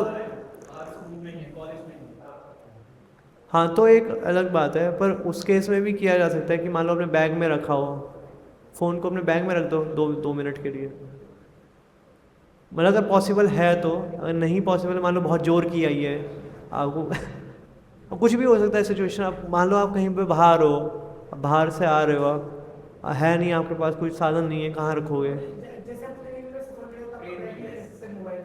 हाँ, ट्रेन है तो ट्रेन में अगर मान लो कोई आपके आसपास कोई साथ वाला व्यक्ति नहीं है, या अगर आपके पास कोई इवन बैग भी नहीं है, खाली हो आप ट्रेन में, कोई पाउच वाउच कुछ है नहीं, बैग भी होता तो कम से कम चलो बैग के अंदर डाल के फिर ट्रैवल कर लो, कोई दिक्कत नहीं है। किसी को कोई जानकार व्यक्ति है उसको दे के चले गए तो कोई दिक्कत नहीं है, पर कुछ है नहीं तो एक अलग बात है ना। पर अगर प्रैक्टिकल है किसी को दे के जाना तो ऐसे करना चाहिए, दे के चले जाना चाहिए या कहीं पे रख के चले जाना चाहिए। हाँ जपमाला ग्रंथ का नहीं, ये तो हो गया। गुरु नंबर 7, गुरु व भगवान श्री कृष्ण की प्रतिमा को अन्य अत्यंत सावधानी पूर्वक एवं आदर के साथ प्रयोग में लाए। हाँ, तो कहीं पे भी भगवान कृष्ण की विग्रह है, विग्रह नहीं भी मान लो उसकी फ़ोटो भी है, तो उसको भी बहुत सावधानी पूर्वक इस्तेमाल करना है। ऐसा नहीं कि वो कहीं पे भी कैसे भी रखी है ना, किसी भी कोने में रखी है और उसको कहीं पे भी आप लेके जा रहे हो, टॉयलेट में लेके जा रहे हो या कहीं पे भी। ये इवन कोई व्यक्ति होते हैं, मान लो शमशान घाट में गए आप, शमशान घाट में भी लेके जा रहे हो, कुछ जगहों पे अवॉइड करना चाहिए, इसलिए है ना। इसलिए कभी हम हरि नाम नहीं निकालते शमशान घाट पे, और तो अच्छा ऑडियंस है वहाँ पे शमशान घाट पे, क्योंकि सब लोग जो हैं क्या भगवान राम का नाम ले रहे होते हैं ना, राम नाम सत्य है, सब बोल रहे होते हैं, अच्छा ऑडियंस है, लेकिन फिर भी हम वहाँ पे हरि नाम नहीं निकालते, क्योंकि कुछ जगहों पे हमें लेके नहीं जाना चाहिए। हाँ जैसे वो सब देखते हैं कि भगवान जी की ऐसे फोटो वाले लॉकेट है, तो क्या इसलिए इस फोन में ऐसा है नहीं, ये सब लॉकेट वगैरह नहीं पहननी चाहिए। ऐसे फोन वाले हाँ, ये सब नहीं पहनना चाहिए। अब पहन भी रहे हो तो फिर निकाल के जाओ, फिर निकाल के जाओ। भगवान के साथ तुलसी महारानी ये कृपा करती है कि तुलसी महारानी क्योंकि भगवान नहीं है, लेकिन तुलसी महारानी इतनी कृपालु है कि कंठी माला अगर आपने पहन रखी है तो कोई दिक्कत नहीं है कंठी माला के रूप में। तो वैसे तुलसी माला को भी, तुलसी को भी नहीं लेके जाना चाहिए अंदर, है ना। इसीलिए इसलिए शुद्धिकरण भी किया जाता है ना। जब फ्रेश भी होते हैं, फ्रेश होने के बाद फिर नहाना होता है ताकि सब कुछ स्वच्छ हो जाए ना। इवन टॉयलेट भी कर रहे होते हैं तो उस समय भी पैर धोने चाहिए, कुल्ला करना चाहिए, ये सब तरीके होते हैं ताकि बॉडी शुद्ध हो जाए थोड़ी। तो ये आगे 8वां हरिनाम के बारे में विशेष रूप से जानकारी देना आवश्यक है। इस वर्ष पर भगवान का पवित्र नाम छापे जाने के कारण वह भी पवित्र वस्तु बन जाती है, अतः उसका भूमि पर स्पर्श न होने भी हरिनाम चादर होने वाले भक्तों को उसे उतारने के बाद योग्य स्थान पर ही रखना चाहिए। उसी प्रकार भगवान के चित्र, नाम इत्यादि छापे गए कुर्ते, टी शर्ट की देखभाल भी उपरोक्त पद्धति से ही करते हैं। हाँ, कहने का मतलब कि हरिनाम चादर क्यों पवित्र बन जाती है, क्योंकि में भगवान का नाम लिखा होता है। सिमिलरली कोई भी चीज़ है जो आप मान लो पहन रहे हो, जैसे एक टी शर्ट आती है, I lost my heart in Vrindavan, एक टी शर्ट होती है ना, उसमें लिखा होता है आई लॉस्ट माई हार्ट। ऐसे बहुत टी शर्ट मिल जाएंगे आपको वृंदावन में, I lost my heart in Vrindavan, या बहुत मेड इन वृंदावन, या भगवान कृष्ण की फ़ोटो बनी हुई है उसमें ना, या राधा रानी की फ़ोटो बनी हुई है, कुछ ऐसा ना। तो ये सब नहीं पहनना चाहिए, पहनो ही मत। अगर आप आदर नहीं कर सकते तो बेहतर है पहनो ही मत। इवन बीड बैग्स भी कोशिश करना चाहिए कि उसमें कोई भगवान की फ़ोटो वगैरह कुछ ना हो। अगर आप आदर नहीं कर सकते, अगर आपको लगता है कि ये आदर नहीं कर पाऊँगा मैं इसका, तो फिर मत करो, या फिर नहीं तो फिर करो फिर आदर प्रॉपर। ऐसी किसी जगह पे मत लेके जाओ जहाँ पे यस प्रो जैसे नाम लिखा होता है हरे कृष्ण, वो अलाउ है या नहीं, वो भी मतलब अलाउ तो सब कुछ है, पर आपके ऊपर है कि फिर आपको उस हिसाब से केयर करनी पड़ेगी। अलाउ तो सब कुछ, अब जैसे ये है, इसमें नहीं है कुछ भी, सिंपल कुछ नहीं, ब्लैंक, कोई कलाकारी नहीं। हाँ, मतलब अगर आपको लगे कि यार भाई मेरे से मैं केयरलेस व्यक्ति हूँ, इतना केयर मैं कर नहीं पाऊँगा, तो पहले से ही वो करके चलो कि भाई बेकार में क्यों मैं रिस्क लूँ, या फिर नहीं तो फिर प्रॉपर केयर करो कि भाई हाँ कहीं मेरे को गलत जगह लेके नहीं जाना इसे, कहीं जो है मेरे को इसको ना इवन मान लो एक बार भक्ति कौन है नाम भूल गया मैं, महाराज का नाम हो गया। तो एक बार महाराज बता रहे थे, जब हमारा जब पाठशाय हो रहा था तो महाराज बता रहे थे कि मान लो क्या मतलब आपके बीड बैग में मान लो हिज ऑनर गोपाल कृष्ण महाराज की फ़ोटो है या कृष्ण की फ़ोटो है या नरसिंह देव की फ़ोटो है, आजकल होती है ना जैसे बीड बैग्स में, तो आप कैसे धोओगे? तो इस मतलब जब आप उनके ऊपर सर्फ डालोगे, उनके ऊपर ब्रश चलाओगे, तो एक्चुअली आप क्या कर रहे हो? कृष्ण को आप ब्रश से रगड़ रहे हो। तो क्या ये सेवा है? ये धोना तो पड़ेगा ही आपको, बीड बैग धोना तो पड़ेगा ही, उसमें बीड बैग तो धोना ही पड़ेगा।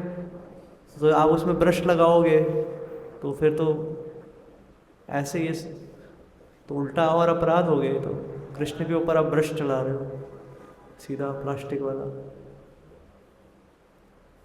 या फिर नहीं तो है ना आराम से भी धो सकते हो, उंगलियों से धोना, पर फिर वो उतना क्लीन नहीं होगा, फिर उतना क्लीनलीनेस आएगी नहीं ना। कुछ लोग क्या करते हैं, बीड बैग को डाला मशीन में और मशीन में धोते हैं। मशीन में धोना गलत नहीं है, लेकिन अगर बीड बैग में कृष्ण की फ़ोटो है और आपने बीड बैग मशीन में डाल दिया, आप क्या कृष्ण को वॉशिंग मशीन में स्नान करवा रहे हो? आप समझ रहे हो? कृष्ण क्या वॉशिंग मशीन में नहाएंगे? मतलब आप नहाओ बढ़िया बाथरूम में, बढ़िया से बाथ टब के अंदर शावर लेके, और कृष्ण को आप नहला रहे हो वॉशिंग मशीन के अंदर। मतलब ये क्या है ना? कुछ और लोग कलाकार होते हैं, वो क्या करते हैं, मतलब जो कृष्ण वाला जिसमें कृष्ण बने हुए हैं, ऐसे बीड बैग को गर्म पानी लेते हैं, गर्म पानी में सर्फ डाल के उठा के थोड़ा उबल जाए, उसके बाद उस बीड बैग को डाल देते हैं। तो क्या कर रहे हो? मतलब कॉन्शियसनेस की बात है। आप कॉन्शियस नहीं हो कि आपके बीड बैग में कृष्ण है। समझ रहे हो? हाँ, तो नहीं करना। हाँ, तो वही मैं कह रहा हूँ, ये सब कर सकते हो आप, तो उसमें बस कृष्ण की फ़ोटो ना हो फिर उसमें। यस, नहीं तो कृष्ण के नाम और कृष्ण में तो कोई अंतर थोड़े ना है। कृष्ण के नाम और कृष्ण में कोई अंतर नहीं है। इसीलिए मतलब सिंपल रखो बीड बैग्स। ये तो आजकल थोड़ा फैशन हो गया है ना, हम हर चीज़ को हमारे क्या है कि फैशन कर देते हैं, हर चीज़ को फैशनेबल बना देते हैं। हम लगने चाहिए मॉडर्न एज के हम साधु हैं।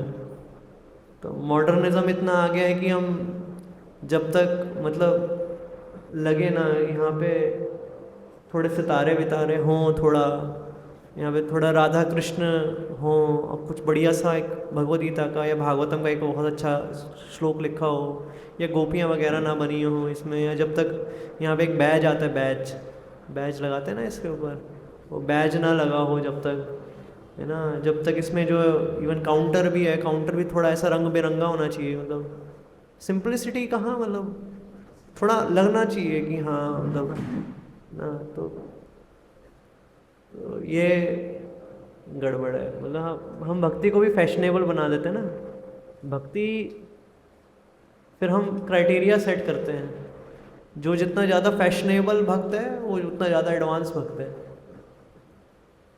हम ऐसा बनाते हैं कि मतलब मैं ज़्यादा फैशनेबल लग रहा हूँ, मैं ज़्यादा सेंसेशनल लग रहा हूँ, है ना, तहलका मचा दूंगा, लोग पूछें ये बीड बैग कहाँ से लिया आपने, ऐसा सब। प्रभुपाद का बीड बैग देखोगे तो प्रभुपाद का बीड सिंपल बीड बैग है, कुछ नहीं है प्रभुपाद के बीड बैग में, कुछ भी नहीं है। हाँ, बहुत कुछ है ही नहीं, सिंपल बीड बैग, कुछ नहीं है, सिंपल। कहने का मतलब क्यों, या तो फिर आप सावधान रहो, रख सकते हो, रखने को मना नहीं किया जा रहा, पर फिर आप सावधान रहो कि ये सब मतलब आप एक्चुअली कृष्ण से डील कर रहे हो। आपके बीड बैग में ही कृष्ण है, उन कृष्ण में और जिनको आप वर्शिप कर रहे हो, जिनका नाम ले रहे हो, उनमें कोई अंतर नहीं है। हम कॉन्शियस नहीं होते ना, हम भूल जाते हैं। दिक्कत हमारे साथ है, हम भूल जाते हैं, हम कॉन्शियसनेस भूल जाते हैं। हम डिवोटीज़ को डिवोटीज़ नहीं देखते, ये तो फिर भी चलो निर्जीव चीज़ जैसी है, निर्जीव चीज़ है है ना। मान लो यहाँ पे कृष्ण का फोटो लगा हुआ है तो ये तो निर्जीव चीज़ है, निर्जीव चीज़ को तो हम वैसे भी हल्का लेते हैं। जब हम लाइव डिवोटीज़ को इतना हल्का लेते हैं, लाइव डिवोटीज़ को हम डिवोटीज़ कंसीडर नहीं करते, तो ये तो फिर भी मतलब क्वाइट अंडरस्टूड है, ये तो सिंपल बात है तो। पर ये नहीं करना चाहिए, है कि नहीं, ये नहीं करना चाहिए। बहुत तो इससे बेहतर है कि खरीदो मत ना। इसलिए IMF में क्या है, प्लेन धोती कुर्ता, कोई चटक मटक कुछ नहीं, कोई फैशन नहीं, कुछ नहीं, सिंपल प्लेन धोती कुर्ता, कोई बॉर्डर वॉर्डर कुछ नहीं, प्लेन धोती कुर्ता IMF में। कोई ऐसा नहीं कि आपको जो है कोई जो है रेड कलर का कुर्ता पहन के आ रहा है, फिर एक दिन कोई आया वो गोल्डन कलर का कुर्ता पहन के आया और दिखा रहा है कि देखो मैं गोल्डन कलर का था। नहीं, भक्ति दिखाने की चीज़ नहीं है ना। अगर आप भक्ति में आके भी दिखा रहे हो तो बाहर के लोगों में भक्तों में क्या अंतर रह गया? दिखावे की चीज़ नहीं है भक्ति, समझो, ये भक्ति दिखावे की चीज़ नहीं है। हाँ, इसका मतलब ये भी नहीं कि आप जो है ना गंदा सा बीड बैग ले लिया और गंदे से फटे पुराने कपड़े पहन लिए, ऐसा भी नहीं कह रहा हूँ। स्वच्छ कपड़े होने चाहिए, अच्छे कपड़े, अच्छे से आयरन करो उन्हें। और उस केस में बस ये है भगवान कृष्ण का फोटो वगैरह ना हो, आयरन कर रहे हो, ऐसा नहीं भगवान के ऊपर ही अपने चेहरे के ऊपर आप प्रेस चला रहे हो। भगवान तो क्या बोलेंगे, भगवान तो अभी तक सह रहे हैं बेचारे भगवान बेचारे बन जाते, क्या करेंगे वो भी बोलते कि चलो कुछ तो कर रहा है, कोई बात नहीं, करने देते हैं इसे। तो और आगे कौन पढ़ेगा? दंडवत करते समय इस बात की सावधानी बरतें कि हाथ में अथवा गले में लटकी जपमाला का मुंह पर स्पर्श ना हो। दंडवत पढ़ने की पूर्व से निकालकर योग समान कर। हाँ, अच्छा एक चीज़ और है पिछले वाले पॉइंट में, ये सब चीज़ें मैं आपको जो बता रहा हूँ ना, एक चीज़ और है जो हम गलती करते हैं, वो क्या है कि हम दूसरों को जज करने लगते हैं। ये मत करना, ये मत करना कि प्रभु जी लेक्चर के बाद तो मैं अभी भी देख रहा हूँ इन्होंने तो अभी भी कृष्ण वाली जो है बीड बैग पहन रखी है, बताओ ये कैसे डिवोटी है। नहीं, ये सिद्धांत आपके लिए है, पर्सनली आपके लिए है, एक एक इंडिविजुअल के लिए है। आपको दूसरे व्यक्ति को जज नहीं करना कि सामने वाला होगा भाई, वो केयर कर रहा होगा उस तरीके से। आप नहीं कर सकते, आप मत करो, मत लो इस तरीके का टी शर्ट मत पहनो, इस तरीके का धोती कुर्ता मत पहनो, इस तरीके का बीड बैग मत लो। नहीं कर सकते, कोई दिक्कत नहीं है। सामने वाले को जज मत करना, क्योंकि फिर आप डिवोटीज़ के प्रति डिवोटीज़ को डिवोटी कंसीडर नहीं करोगे। फिर मतलब भक्ति बहुत क्या समझ रहे हो, मतलब आपको बहुत प्रिसाइज होना पड़ेगा कि हाँ भाई ये सारे सिद्धांत मेरे लिए हैं, मैं भक्ति से ना भटकूँ और मैं इन सारी चीज़ों को प्रैक्टिस करूँ। सामने वाला हो सकता है कर रहा हो सकता है ना भी कर रहा हो, मेरे को फ़र्क नहीं पड़ता, ये चीज़ें मेरे लिए हैं। हाँ, मेरे अंडर में मैं अगर किसी की अथॉरिटी हूँ, मेरे पास ये हक है किसी को बोलने का, तो मैं उसको करेक्ट करने के कि भाई सामने वाला जो है सुधर जाए, उसको समझ में आए कि ये, या सामने वाले की भक्ति में प्रोग्रेस हो, इस कंसर्न से दूसरे को करेक्ट करना चाहिए ना। अभी जब मैं महाराज का एग्जांपल ले रहा था तो महाराज ने ये बताया इस तरीके से कि एक के बीड बैग में थे हिज ऑनर गोपाल कृष्ण गोसाई महाराज का फोटो था बीड बैग में। तो महाराज ने सबको बताया। तो महाराज जो है बता के चले गए। जब आश्रय ख़त्म हो गया, जब आश्रय ख़त्म होने के बाद कुछ दिनों बाद मैं यहीं पे चैंटिंग कर रहा था और मेरे बगल में वो डिवोटी जिनका बीड बैग में गोपाल कृष्ण गोसाई महाराज के फ़ोटो थे, बीड बैग में ही थे। तभी तीसरा व्यक्ति आता है, वो कहता है देखा प्रभु जी जपाश्रय का कोई खास फ़ायदा हुआ नहीं आपके अंदर। बोले क्या मतलब? बोले देखो आपने अब तक अपना बीड बैग चेंज ही नहीं किया। देखो मतलब महाराज के बोलने पे भी आपने चेंज नहीं किया, मतलब बीड बैग, मतलब लगता है भक्ति के प्रति ज़्यादा सीरियस हो नहीं लगता है। तो मैं ये चीज़ देख रहा था, अब मैं देख रहा हूँ इन दोनों की कन्वर्सेशन हो रही है इस तरीके से। अब वो बोल रहे हैं कि नहीं भाई, मैं ये बीट बैग मेरे को ज़्यादा प्रिय है, मैं इसकी केयर करता हूँ, मैं ऐसा ब्रश व्रश नहीं मारता। बोले हाँ, पर फिर भी मतलब ये तो ऐसे करना नहीं चाहिए, आप समझ नहीं रहे। मतलब महाराज कुछ बोल के जा रहे हैं, आपको तो सम्मान करना चाहिए। आप इतने बड़े वैष्णव हो, इतने बड़े भक्त हो, आप यहाँ पे ऐसे कर रहे हो, वो भी सबके सामने ऐसे, वही जपाश्रय करने के बाद आप ये सब कर रहे हो। तो अब जो भी करना, तो मैं तो एज अ थर्ड पर्सन ये सब देख रहा था। मैं बोल रहा था कि भाई तो सामने वाले के अंदर ये अंडरस्टैंडिंग होनी चाहिए कि भाई ये सब प्रिंसिपल्स मेरे लिए हैं, मैं सीखूं, ताकि ऐसा नहीं कि मैं दूसरे को जज करने लगूँ, दूसरे को करेक्ट करने लगूँ, या मेरे को कोई अथॉरिटी मिल गई कि भाई अब मैं दूसरे को करेक्ट कर सकता हूँ, क्योंकि ये भी एक फिर प्रॉब्लम हो जाएगी। इसके कारण फिर आप भक्ति में आगे नहीं बढ़ पाओगे, क्योंकि फिर आप दूसरों के अंदर फॉल्ट्स देखते रहोगे। इसके अंदर ये फॉल्ट है, देखा, इसके अंदर ये फॉल्ट है, देखा, इसके अंदर ये फॉल्ट है, ये धोती कुर्ता पहन के नहीं आया, इसके अंदर ये फॉल्ट है, ये तिलक नहीं लगा के आया, इसके अंदर ये फॉल्ट है कि ये धोती कुर्ता पहन के नहीं आया, इसके अंदर ये फॉल्ट है, देखो सो रहा है। फॉल्ट ही देखते रहोगे, आप क्वालिटी देखोगे ही नहीं। क्वालिटी देखना, उसमें मेहनत लग जाती है क्वालिटी देखने में। फॉल्ट तो आपको ऐसे ही दिखते हैं, बिना देखे दिखते हैं फॉल्ट तो फॉल्ट मत देखना। दुनिया में कितनी गलतियां करो, भक्ति में कितनी गलती करो, लेकिन एक गलती कभी मत करना। मतलब कितने ही बड़े से जीवन में कितना ही बड़े से बड़ा पाप कर लो, कोई दिक्कत नहीं है, हर पाप खत्म हो जाएगा। पर एक चीज़ मत करना कभी भी जीवन में, वो है किसी को जज मत करना, बस। तो आप सेफ हो, जज मत करना बस। दंडवत करते समय इस बात की सावधानी बरतें कि हाथ में अथवा गले में लटकी जपमाला का भूमि पर स्पर्श न हो। दंडवत करने से पूर्व उसे निकालकर योग्य स्थान पर रखें, तो उसको सही जगह पे रख सकते। अगर मान लो ना रख पाओ, आपको योग्य स्थान ना मिले, ऐसे प्रयास करना चाहिए कि बीड बैग को हम ऐसे पकड़े रहें। जब हम दंडवत करते हैं, प्रणाम करते हैं, तो ऐसे बीड बैग टच ना हो, है ना, ये भी ऐसे प्रयास ऐसे करना चाहिए, टच ना हो प्रणाम करते समय। या फिर नहीं तो इसको टांग के रख दें कहीं पे। यस, नहीं नहीं नहीं नहीं नहीं नहीं नहीं, ये भी गलत है। बीड बैग को पीछे की तरफ डालना नहीं चाहिए। ऑल्दो मैं देखता हूँ बहुत सारे डिवोटीज करते हैं ऐसा, डाल देते हैं, पर मेरे हिसाब से वो गलत है। मैं कॉन्शियस रहता हूँ कि ना डालूँ, पर जब मेरे को लगता है कि बिना डाले काम हो नहीं पाएगा, तो मेरे को मजबूरी में डालना पड़ता है। तो भी मैं कभी कभी ऐसा करता हूँ कि मैं अपने साइड में ले लेता हूँ उसे, ऐसे जैसे हो ना बैग की तरह, हाँ, या तो ऐसे या फिर ऐसे ले लेता हूँ मैं, समझ रहे हो, ऐसे साइड में हो जाती है। ऑल्दो ये भी गलत है, ये भी गलत है एक्चुअली।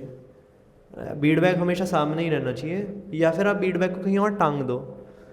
लेकिन अब मान लो मैंने प्रसाद पाते समय मैंने बीड बैग पहना था, और अब मेरे को प्लेट धोने जाना है। अब वो जो हौदी है वो तो कंटेमिनेटेड है ही, अंदर से तो कंटेमिनेटेड है, बाहर से चाहे हो ना हो, बाहर से भी होगी, कुछ तो होती होगी। तो मैं प्रयास करता हूँ कि टच भी ना हो और मेरी प्लेट भी धुल जाए। पर अगर मेरे को ऐसा लगता है कि नहीं हो पा रहा है ऐसा, तो फिर मेरे को करना पड़ता है कि मैं इसको या तो साइड कर लूँ, या फिर क्योंकि मेरे हाथ झूठे हैं, मैं इसको टांगने कहाँ जाऊँगा, इतना टाइम नहीं है। तो फिर एक अलग चीज़ है, फिर वो अलग सिनेरियो। तो मैं ये कॉन्शियसनेस बना के फिर ये चीज़ अप्लाई करता हूँ कि भाई बिना इसको साइड में लिए काम नहीं बनने वाला। मतलब फिर या तो मैं प्लेट नहीं धो पाऊँगा, या फिर ये कंटेमिनेट हो जाएगी। तो इस तरीके से इवन जैसे प्रसाद हम भी डिस्ट्रीब्यूट करते हैं, तो उस समय भी हमें ध्यान रखना चाहिए कि वो सब्ज़ी जो है इसके ऊपर ना गिरे, बीड बैग के ऊपर कहीं गिर रही है कुछ, हर चीज़ को उससे पहले ही आप कहीं और टांग दो, बेस्ट है। प्रसादम डिस्ट्रीब्यूशन की अगर सेवा है, भले ही गंदी हो या ना हो, फिर भी आप पहले से टांग के चलो प्रसादम डिस्ट्रीब्यूशन करने से पहले। या क्लीनिंग कर रहे हो, मान लो झाड़ू पोछा मार रहे हो, तो पहले से ही टांग दो एक जगह पे, भले ही गंदी हो ना हो, साइड में टांग दिया तो क्या आपको जरा सोचना नहीं पड़ेगा कि हाँ भाई ये कंटेमिनेटेड ना हो जाए कहीं, कंटेमिनेटेड ना हो जाए कहीं, गंदी ना हो जाए कहीं, माइंड में वो स्ट्रेस नहीं रहेगा ना। इससे बढ़िया टांग दिया बस, हाँ चलो अपना काम करो, कोई दिक्कत नहीं। ऐसा आगे कौन पढ़ेगा? बर्तन इत्यादि अर्च विग्रह से संबंधित वस्तुओं के उपयोग में भी अत्यंत सावधानी रखते। उदाहरणार्थ कपड़े एवं बर्तन योग्य स्थान पर रखने, कपड़ों को अच्छी तरह से लपेट कर। हाँ, ऐसे गुच्चड़ मुच्चड़ बना के नहीं रखना चाहिए कपड़ों को। तो क्या मैं बता रहा हूँ, कपड़ों की भी रिस्पेक्ट करनी चाहिए हमें। हाँ, खुद के कपड़ों को, इवन दूसरे डिवोटीज़ के भी कपड़े, बाकी डिवोटीज़ के कपड़ों को तो चलो हम रिस्पेक्ट करते हैं, इवन अपने कपड़ों को तो हमें रिस्पेक्ट करनी चाहिए। हर चीज़ को हमें रिस्पेक्ट करनी चाहिए, भले ही ये दिखने में लगी निर्जीव चीज़ है, ये निर्जीव चीज़ है, नो डाउट निर्जीव चीज़ है, लेकिन गोलोक धाम में ये भी सजीव है, इसके अंदर जीवन होगा गोलोक धाम में। तो जो चीज़ आप गोलोक धाम में प्रैक्टिस करने वाले हो, उसकी प्रैक्टिस आपको आज से ही करनी पड़ेगी। समझ रहे हो? भगवत धाम जाने के बाद जो आपको प्रैक्टिस करनी है वो आपको आज से करनी पड़ेगी। मान लो भगवत धाम में आपको कपड़े मिले, कपड़ों के अंदर खुद की कॉन्शियसनेस है, कपड़े भी सच्चिदानंद है वहाँ पे, उनके अंदर भी जो है खुद में एक सोल है, कपड़े भी इवन। समझ रहे हो? तो जो केयर आप यहाँ पे प्रैक्टिस कर लोगे ना, कि निर्जीव चीज़ों के साथ जो आप यहाँ पे प्रैक्टिस कर लोगे, वो वहाँ पे आपके कॉन्शियसनेस में रहेगी।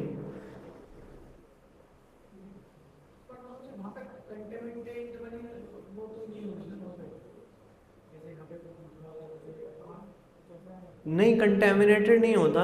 हमारी दृष्टि से देखोगे तो कंटेमिनेटेड नहीं होगा, लेकिन उनकी दृष्टि से देखो तो कंटेमिनेटेड होगा। समझ पाए इस चीज़ को? आंसर को समझ पाए मेरे? नहीं समझ पाए? अच्छा, मैं समझ ही गया था कि नहीं समझ पाए होंगे। जैसे भगवान को हमने गार्लैंड ऑफर किया, और गार्लैंड ऑफर करने के बाद हमने फिर भगवान से ले लिया वो, अब वो भगवान का प्रसाद बन गया एक तरह से, गार्लैंड है ना। गार्लैंड कंटेमिनेटेड है या नहीं है? हमारे लिए तो प्रसाद हो गया। हमारे लिए तो प्रसाद है, हमारे लिए तो वो सेक्रेड चीज़ है, सेक्रेड चीज़ है, लेकिन भगवान के लिए वो कंटेमिनेटेड चीज़ है। अब वो भगवान को दोबारा नहीं पहनाया जा सकता। हाँ हाँ, अब वो दोबारा भगवान को नहीं पहनाया जा सकता। मान लो आपने भगवान को भोग लगा दिया, मान लो आपने रोटी सब्जी का भोग लगा लिया भगवान को, भोग लगाने के बाद आपने भगवान से भोग हटाया और अब वो प्रसाद बन चुका है। अब वही सेम प्रसाद आप दोबारा भगवान को भोग नहीं लगा सकते। क्यों? क्योंकि भगवान के लिए वो कंटेमिनेटेड हो गया है, आपके लिए वो सेक्रेड है। आपका क्वेश्चन क्या था, मैं भूल गया। हाँ, ये धोती जैसे हम अपने वस्त्र यहाँ पे साफ सुथरा रखते हैं, हाँ कंटेमिनेटेड होने के बाद हाँ तो वहाँ पे ये सब कुछ सही रहेगा। हाँ, तो भगवान की दृष्टि में तो कंटेमिनेटेड ही है। पहले से ही प्रैक्टिस करके जाओ, यहीं पे ही प्रैक्टिस करके जाओ, है कि नहीं? यहीं पे प्रैक्टिस करके जाओ कि जो चीज़ कंटेमिनेटेड है उसको इसीलिए ऐसा नहीं है कि गोलोक धाम में जो है यमुना जी के तट पे, जो जैसे हम पढ़ते हैं ना, मथुरा में जो धोबी है वो कपड़े धो रहा था, कपड़े लेके जा रहा था यमुना जी में कपड़े धोने के लिए, धोबी कपड़े लेके जा रहा था, धोबी मतलब कपड़े धोने के लिए जा रहा है ना मथुरा में ही वो। क्यों? क्योंकि कपड़े कंटेमिनेटेड होंगे ना, तभी तो धोने जा रहे हैं। समझ रहे हो? तो इवन गोलोक में भी कंटेमिनेटेड चीज़ें होती हैं, पर वो हमारे लिए वो चीज़ कंटेमिनेटेड नहीं, हमारे तो प्रसाद की तरह है वो। हमारे लिए, यहाँ के भौतिक संसार के लोगों के लिए तो वही सेम चीज़ जो गोलोक वालों के लिए कंटेमिनेटेड चीज़ होगी, वो यहाँ के लिए प्रसाद है, वो यहाँ पे सेक्रेट चीज़ है वो। समझे? तो ऐसा नहीं वहाँ पे चीज़ें गंदी नहीं होती, चीज़ें गंदी होती हैं, पर वो जो गंदगी है वो वैसी गंदगी नहीं है जैसे यहाँ पे भौतिक संसार की गंदगी होती है। तो भगवान लीला करने के लिए स्नान कर रहे हैं गोपालक के साथ, अपने गोपालक के साथ, तो वो मतलब एक लीला है या स्नान करना ही हुआ? नहीं, स्नान ही हुआ, और लीला तो है ही ऑफ कोर्स, भगवान की तो हर कार्य लीला ही है। लेकिन ऐसा नहीं कि स्नान कर रहे हैं, प्रॉपर स्नान करते हैं, प्रॉपर जैसे हम स्नान करते हैं वैसे वो स्नान करते हैं। हम जब स्नान करते हैं तो हमारे है ना शरीर से दुर्गंध जाती है, जो गंदगी होती है शरीर से निकलती है। वो जब स्नान करते हैं तो कोई गंदगी नहीं निकलती, कोई गंदगी है ही नहीं तो गंदगी, लेकिन फिर भी वो स्नान प्रॉपर वैसे ही करेंगे कि गंदगी निकल रही। और वो गंदगी निकलती भी होगी, अगर निकलती भी होगी गोलोक में, तो गंदगी वैसी गंदगी नहीं है जैसी यहाँ पे होती है, या दुर्गंध जैसी गंदगी नहीं होती वहाँ पे। कुछ समझा पाना बड़ा मुश्किल है, लेकिन ऐसे है, कॉम्प्लिकेटेड चीज़ है थोड़ी। इसलिए हर चीज़ को है ना, वस्त्र, आभूषण, बर्तन, भगवान से रिलेटेड जितनी भी चीज़ें हैं, इवन खुद से भी चीज़ें जितनी भी रिलेटेड हैं, सबको संभाल के रखना चाहिए एक एक चीज़ को। क्यों? क्योंकि हर चीज़ क्या कॉन्शियसनेस से आप किस चीज़ को डील कर रहे हो ना, उसी वो कॉन्शियसनेस चेक की जाएगी गोलोक में, अभी भी वो कॉन्शियसनेस मेंटेन है कि नहीं है। अब मान लो वहाँ यहाँ ये इसलिए पूरा प्रैक्टिस का बैकग्राउंड है, ये पूरा ग्राउंड है, यहाँ पे आप प्रैक्टिस कर लो जितना प्रैक्टिस करना है, भक्ति की जितनी प्रैक्टिस करनी है कर लो। अभी यहाँ पे फाइनल टेस्ट, फाइनल क्या कहते हैं, प्रैक्टिकल वहाँ पे होगा। नहीं होगा तो भगवान एंट्री ही नहीं देंगे वापस, क्या मतलब आप घुस ही नहीं पाओगे भगवान से। तो मिलने की दूर की बात है, वहाँ पे जो है वृंदावन, वो वृंदा देवी ही मना कर देंगी। वृंदा देवी बोल देंगी भाई इसकी प्रैक्टिस अभी ट्रेनिंग पूरी नहीं हुई है, पहले ट्रेनिंग करने दोबारा है यहाँ पे पहले। वो तब तक एंट्री अलाउ नहीं होती जब तक आप ट्रेनिंग पूरी ले नहीं लेते इस भौतिक से। ये पूरा ट्रेनिंग का ग्राउंड है यहाँ पे ट्रेनिंग ले सकते हो आप। और वही है, उसके लिए आपको वो कॉन्शियसनेस मेंटेन करनी पड़ेगी, वो हम बार बार भूल जाते हैं। अब ये लेक्चर ख़त्म होगा, लेक्चर के बाद आप भूल जाओगे कि हमें क्या करना है, लेक्चर के बाद सब फिटूस हो जाएगा एकदम। ये सब ये भूलने के कारण है ना, इसलिए नोट्स बनाने चाहिए इसलिए नोट्स बनाने चाहिए। ठीक है, बस ये करके हैं, उसके बाद फिर हम बंद करेंगे, बहुत लंबा हो गया। 11वां कौन पढ़ेगा? ऐसा स्थल अथवा वस्तुओं पर हाथ का स्पर्श हो जाने के पश्चात विग्रहों की वस्तुओं को स्पर्श करने से पूर्व हाथ धो लें। हाँ, ये तो सिंपल है। मैंने आपके हाथ गंदे हो गए हैं तो मतलब ये बहुत कॉमन सेंस है, मतलब आपके हाथ गंदे हो गए हैं तो फिर भगवान को मत छुओ, या भगवान की कोई वस्तु है उसको मत छुओ, हाथ धो लो, उसके बाद फिर आप छू सकते हो। ऐसे कंटेमिनेटेड चीज़ से मत हो, क्योंकि अगर ऐसे करने लगे तो क्या है, मतलब ये सारी प्रैक्टिसेस आपको भगवत धाम में भी फॉलो करनी है। तो अभी से बताया जा रहा है कि यहाँ पे पहले फॉलो करो, प्रैक्टिस करो यहाँ पे फॉलो करने की, यही सेम प्रैक्टिस आपको फिर वहाँ पे भी करनी है। ये प्रैक्टिस का ग्राउंड है ये। 12th भगवान श्री कृष्ण और उनसे संबंधित वस्तुएं इनमें किसी भी प्रकार की भिन्नता नहीं है। उनका अनादर करना भगवान का अनादर करना है। इससे हमारे हृदय में शुद्ध भक्ति का उदय होना संभव है, क्योंकि इनका उपयोग भगवान श्री कृष्ण की सेवा में होता है। ये वस्तुएं सामान्य न होकर पूजनीय है, यह सदैव स्मरण रखना आवश्यक है। अतः उपयुक्त वर्णित सभी नियम अत्यंत महत्वपूर्ण। तो ये सदैव स्मरण रखना आवश्यक है, जितना हमने पढ़ा अरे याद रहे, वही अपने आप में बहुत बड़ी बात है।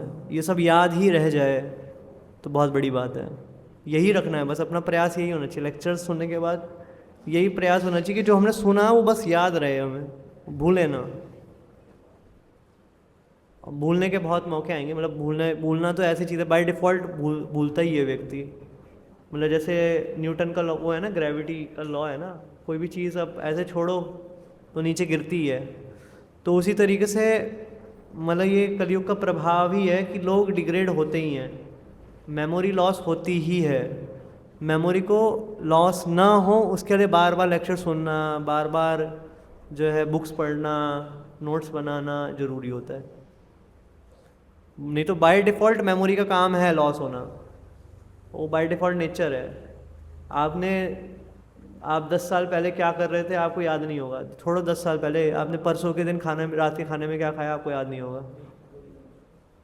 उसके लिए आपको क्योंकि मेमोरी लॉस होती है, बाय डिफ़ॉल्ट मेमोरी लॉस होती है। लेकिन अगर आप प्रैक्टिस करोगे याद रखने की, बार बार कोशिश करोगे, याद रखने का सबसे अच्छा तरीका क्या है? अप्लाई करना, अप्लाई करना। तो जो जो चीज़ें हैं इन सबको अप्लाई करो तो आपको याद रहेगा। अप्लाई कर अभी से अप्लाई करोगे तो आपको याद रहेगा, आगे तक याद रहेगा, क्योंकि वो आपकी उसमें आ जाएगा, हैबिट में आ जाएगा ये। तो आपको अलग से याद रखने की ज़रूरत नहीं पड़ेगी। फिर आपका सबकॉन्शियस माइंड ही बोलेगा कि यार ऐसे करना है। आप कॉन्शियसली डिसीजन नहीं लेने पड़ेंगे, कॉन्शियसली ये करना है। शुरुआत में कॉन्शियसली लेना पड़ेगा, लेकिन धीरे धीरे धीरे धीरे एक हैबिट बन जाएगी तो सबकॉन्शियस माइंड में आ जाएगा ये। फिर आपको खुद से ऐसा नहीं कि आपको याद रखना पड़ रहा है, मेमोरी से निकालना पड़ रहा है, रिवाइव करना पड़ रहा है, क्या पढ़ा था उस दिन लेक्चर में क्या था। वो आपने प्रैक्टिस ही कर लिया, प्रैक्टिस में आ गया वो, तो फिर कोई दिक्कत नहीं। वो तो यही है।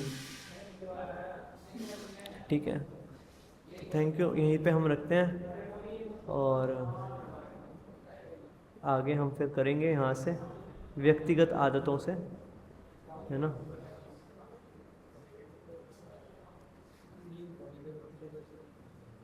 बहुत चीज़ें हैं, कीर्तन, नृत्य, बोलना कैसे है, नृत्य कैसे करना है, प्रचार कैसे करना है,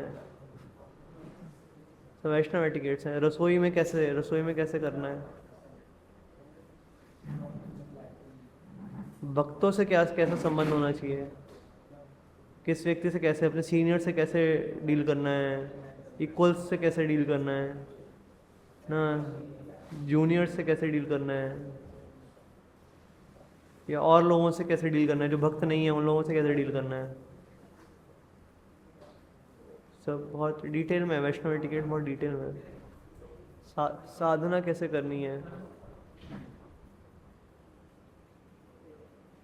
सब बहुत डिटेल में है। ठीक है, हरे कृष्णा, जगत गुरु श्रील प्रभुपाद की जय। बस किसी का कोई क्वेश्चन तो नहीं आएगा, क्योंकि कुछ ऐसा है था क्वेश्चन, बताओ। 3 क्वेश्चन है, पूछो।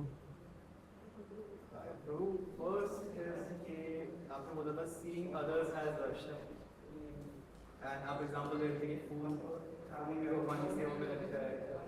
ऐसे किसी भी चीज को, कोई भी हो, सभी को ऐसे वैष्णव भी देखना है। हाँ, seeing in relation to Krishna, seeing in relation to Krishna, हर चीज़ कृष्ण से रिलेटेड है, ऐसे देखना चाहिए। इवन मान लो हम कोई नॉन डिवोटी भी है तो भी उसको ऐसे ही देखना चाहिए कि ये भी तो भगवान का ही पार्ट एंड पार्सल है, ये भी तो आत्मा ही है।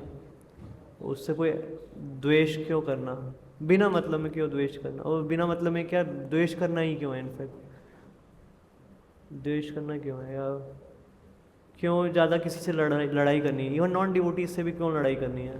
अभी रिसेंटली, अभी हम कुछ दिन पहले क्या हुआ, अभी हम वहाँ पे गए थे, शायद परसों की बात है, डेटा कलेक्शन करने के लिए गए थे हम संजय नगर में। ये ज़्यादा अच्छे से बता पाएंगे सोनू से।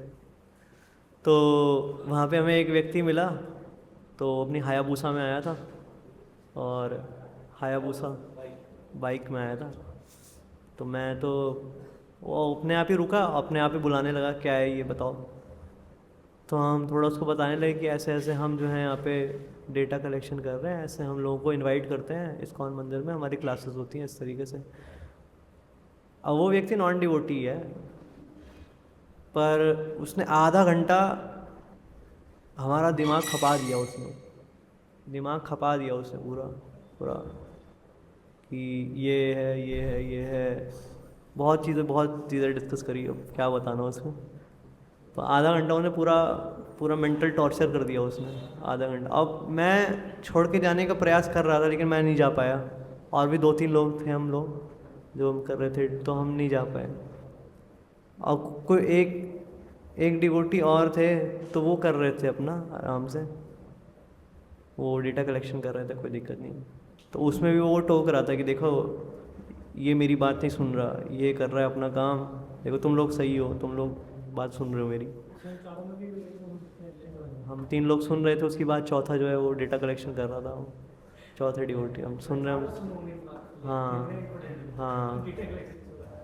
तो मैं सुनने लगा, मैं क्या कर सकता हूँ, उनका व्यक्ति जो है ठीक है। अब तो वो चला गया, जाने के बाद ये जो चौथे व्यक्ति हैं, इन्होंने पूछा कि अरे प्रभु जी मैं बार बार बुला रहा था आपको, छोड़ो यार इसको, वैसे भी इसका कुछ होने वाला है नहीं, आपको आ जाना चाहिए था क्या। बोले मैं तो आना ही चाह रहा था। मैंने कहा मैं तो आना ही चाहता था, लेकिन फिर भी मेरे को रुकना पड़ा। क्यों? ये अगर मैं रुकता नहीं तो वो ये बोलता कि देखो इस्कॉन वाले ऐसे होते हैं, ये करते हैं, ये करते हैं, ये करते हैं, ये करते हैं। वो कुछ ना कुछ उल्टा सीधा और बोल देता। इन लोगों के लिए कुछ महत्वपूर्ण नहीं है, ये लोग तो ऐसे ही हैं, दिखावटी लोग हैं, नौटंकी लोग हैं लोग। तो वही पेशेंस, मतलब कहने का इवन नॉन डिवोटीज़ के साथ भी आप कैसे डील कर रहे हो, तो वो फिर मतलब देखना पड़ता है कि हाँ भाई ठीक है, ठीक है। आधा घंटा खपाया उसने, लेकिन उसने एक चीज़ करी। उसने बोला कि अगर आपको कभी भी मेरी नीड पड़े, कभी भी मेरी हेल्प की नीड पड़े, आप मेरे को बस एक फ़ोन मारना, मैं आपके सामने 30 लोग लेके आ जाऊँगा। 30 लोग ऐसे चौराहे पे एकदम खड़े हो जाएंगे एकदम, आप बस एक कॉल मारना। लड़ाई के लिए। मान लो कभी आपकी लड़ाई हो जाए कभी किसी से, मैंने कहा नहीं ठीक है, हमारी कभी किसी से लड़ाई नहीं होगी, कुछ तो काम आया। चलो ठीक है कोई बात नहीं। कहने का मतलब कि हर व्यक्ति को फिर हमें ऐसे डील करना चाहिए, ठीक है। जहाँ हर व्यक्ति का एक नेचर होता है, कुछ लोग होते हैं जो इस ऐसे सिचुएशन को अवॉइड कर सकते हैं। अगर अवॉइड की जा सकती है सिचुएशन तो अवॉइड कर देनी चाहिए। अगर लगता है कि नहीं अवॉइड करने से ज़्यादा समस्या हो सकती है तो ठीक है वैसे करना चाहिए। तो समझ में आए? मतलब मैं आपका क्वेश्चन पता नहीं समझा पाया, आंसर दे पाया नहीं दे आपको पाया। वही बताना कि इन शॉर्ट करना ही है, रिस्पेक्ट ही करना सभी चीज़ों का। हाँ रिस्पेक्ट करनी चाहिए, डिवोटी नॉन डिवोटी सभी सामने वाले को एजिटेट नहीं करना चाहिए। तब तक जब तक सामने वाला रेडी ना हो आपकी बात सुनने के लिए, तब तक तो ऐसे ही करना चाहिए। मान लो सामने वाला व्यक्ति थोड़ा ऐसा है कि अब वो झुक गया है, मतलब आप थोड़ा कठोर भी बोलोगे, आप थोड़ा प्रिंसिपल्स पे बात भी करोगे तो भी वो स्वीकार कर लेगा। जैसे अभी मैं कैंप में गया था, देवप्रयाग जब कैंप गया था तो BSS GPS का भी कैंप था, तो उसमें एक डिवोटी आए हुए थे। तो अब वो उनका क्या पर्सपेक्टिव था कि हमें तो सबका सम्मान करना चाहिए, है ना। इवन जैसे वृंदावन में इतने सारे अलग अलग संप्रदाय हैं या बाबा हैं, उन सब का भी हमें सम्मान करना। कहा हाँ सम्मान तो करना चाहिए, लेकिन जहाँ फिलॉसफी गलत है वहाँ तो हम बोलेंगे ना। तो उनका पॉइंट था कि नहीं नहीं नहीं, फिलॉसफी को भी हमें काटना नहीं चाहिए, जिसका जो फिलॉसफी है उसको हम वैसे, मतलब ये आप गलत कह रहे हो। मैंने कहा ये गलत कह रहे हो, जिसका फिलॉसफी गलत है वो गलत है फिलॉसफी। हाँ हम व्यक्ति का सम्मान कर सकते हैं क्योंकि व्यक्ति जो है भगवान का पार्ट एंड पार्सल है, लेकिन जब फिलॉसफी गलत बोल रहा है तो फिलॉसफी का थोड़ा ना सम्मान करेंगे। फिलॉसफी गलत है तो गलत है, बात खत्म। शास्त्रों में लिखा है, आप शास्त्र पढ़ो या शास्त्र पढ़ो। आप हमको शास्त्र से अलग थोड़ा ना कुछ बोल रहे हैं, जो लिखा है शास्त्रों में हम उसके अनुसार बोल रहे हैं।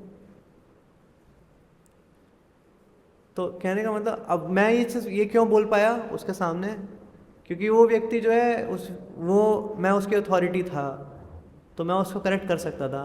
कोई और व्यक्ति होता तो वो गड़बड़ कर देता, वो उसको करेक्ट नहीं करता। तो ऐसे केस में ठीक है प्रभु जी आप सही हो, थैंक यू, हरे कृष्णा। तो जहाँ पे आप कर सको तो करना चाहिए, जहाँ कर सको ना, मतलब जहाँ पे आप अथॉरिटी हो और कर सकते हो तो करना चाहिए, जहाँ पे आप अथॉरिटी नहीं हो तो फिर नहीं करना चाहिए। दूर से प्रणाम है, बता देना चाहिए, अथॉरिटी को बता देना कि प्रभु जी इनके विचार ये हैं, ये थोड़ा ऐसा सोचते हैं थोड़ा, तो फिर अथॉरिटी का कंसर्न है। फिर वो ऐसे अलग अलग लोगों के साथ अलग अलग डीलिंग रहती है, इसलिए मध्यम अधिकारी की ज़रूरत पड़ती है। मध्यम अधिकारी 4 अलग अलग लोगों से 4 अलग अलग तरीके से डील करता है, पता है बात। मध्यम अधिकारी जो भगवान से डायरेक्ट बातें करते हैं वो कनिष्ठ अधिकारी है, जो सिर्फ भगवान को ही जानते हैं। लेकिन मध्यम अधिकारी क्या होता है, भगवान से ज़्यादा इंपॉर्टेंस भगवान के भक्तों को देता है। इसलिए मैंने कहा कनिष्ठ अधिकारी को ऐसा लगता है कि जीवन का लक्ष्य भगवत धाम जाना है। जीवन का लक्ष्य क्या है प्रभु?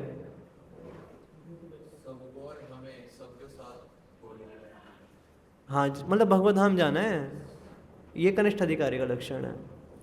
इस डेफिनेशन को अपग्रेड करो, जीवन का लक्ष्य भगवत धाम जाना नहीं है।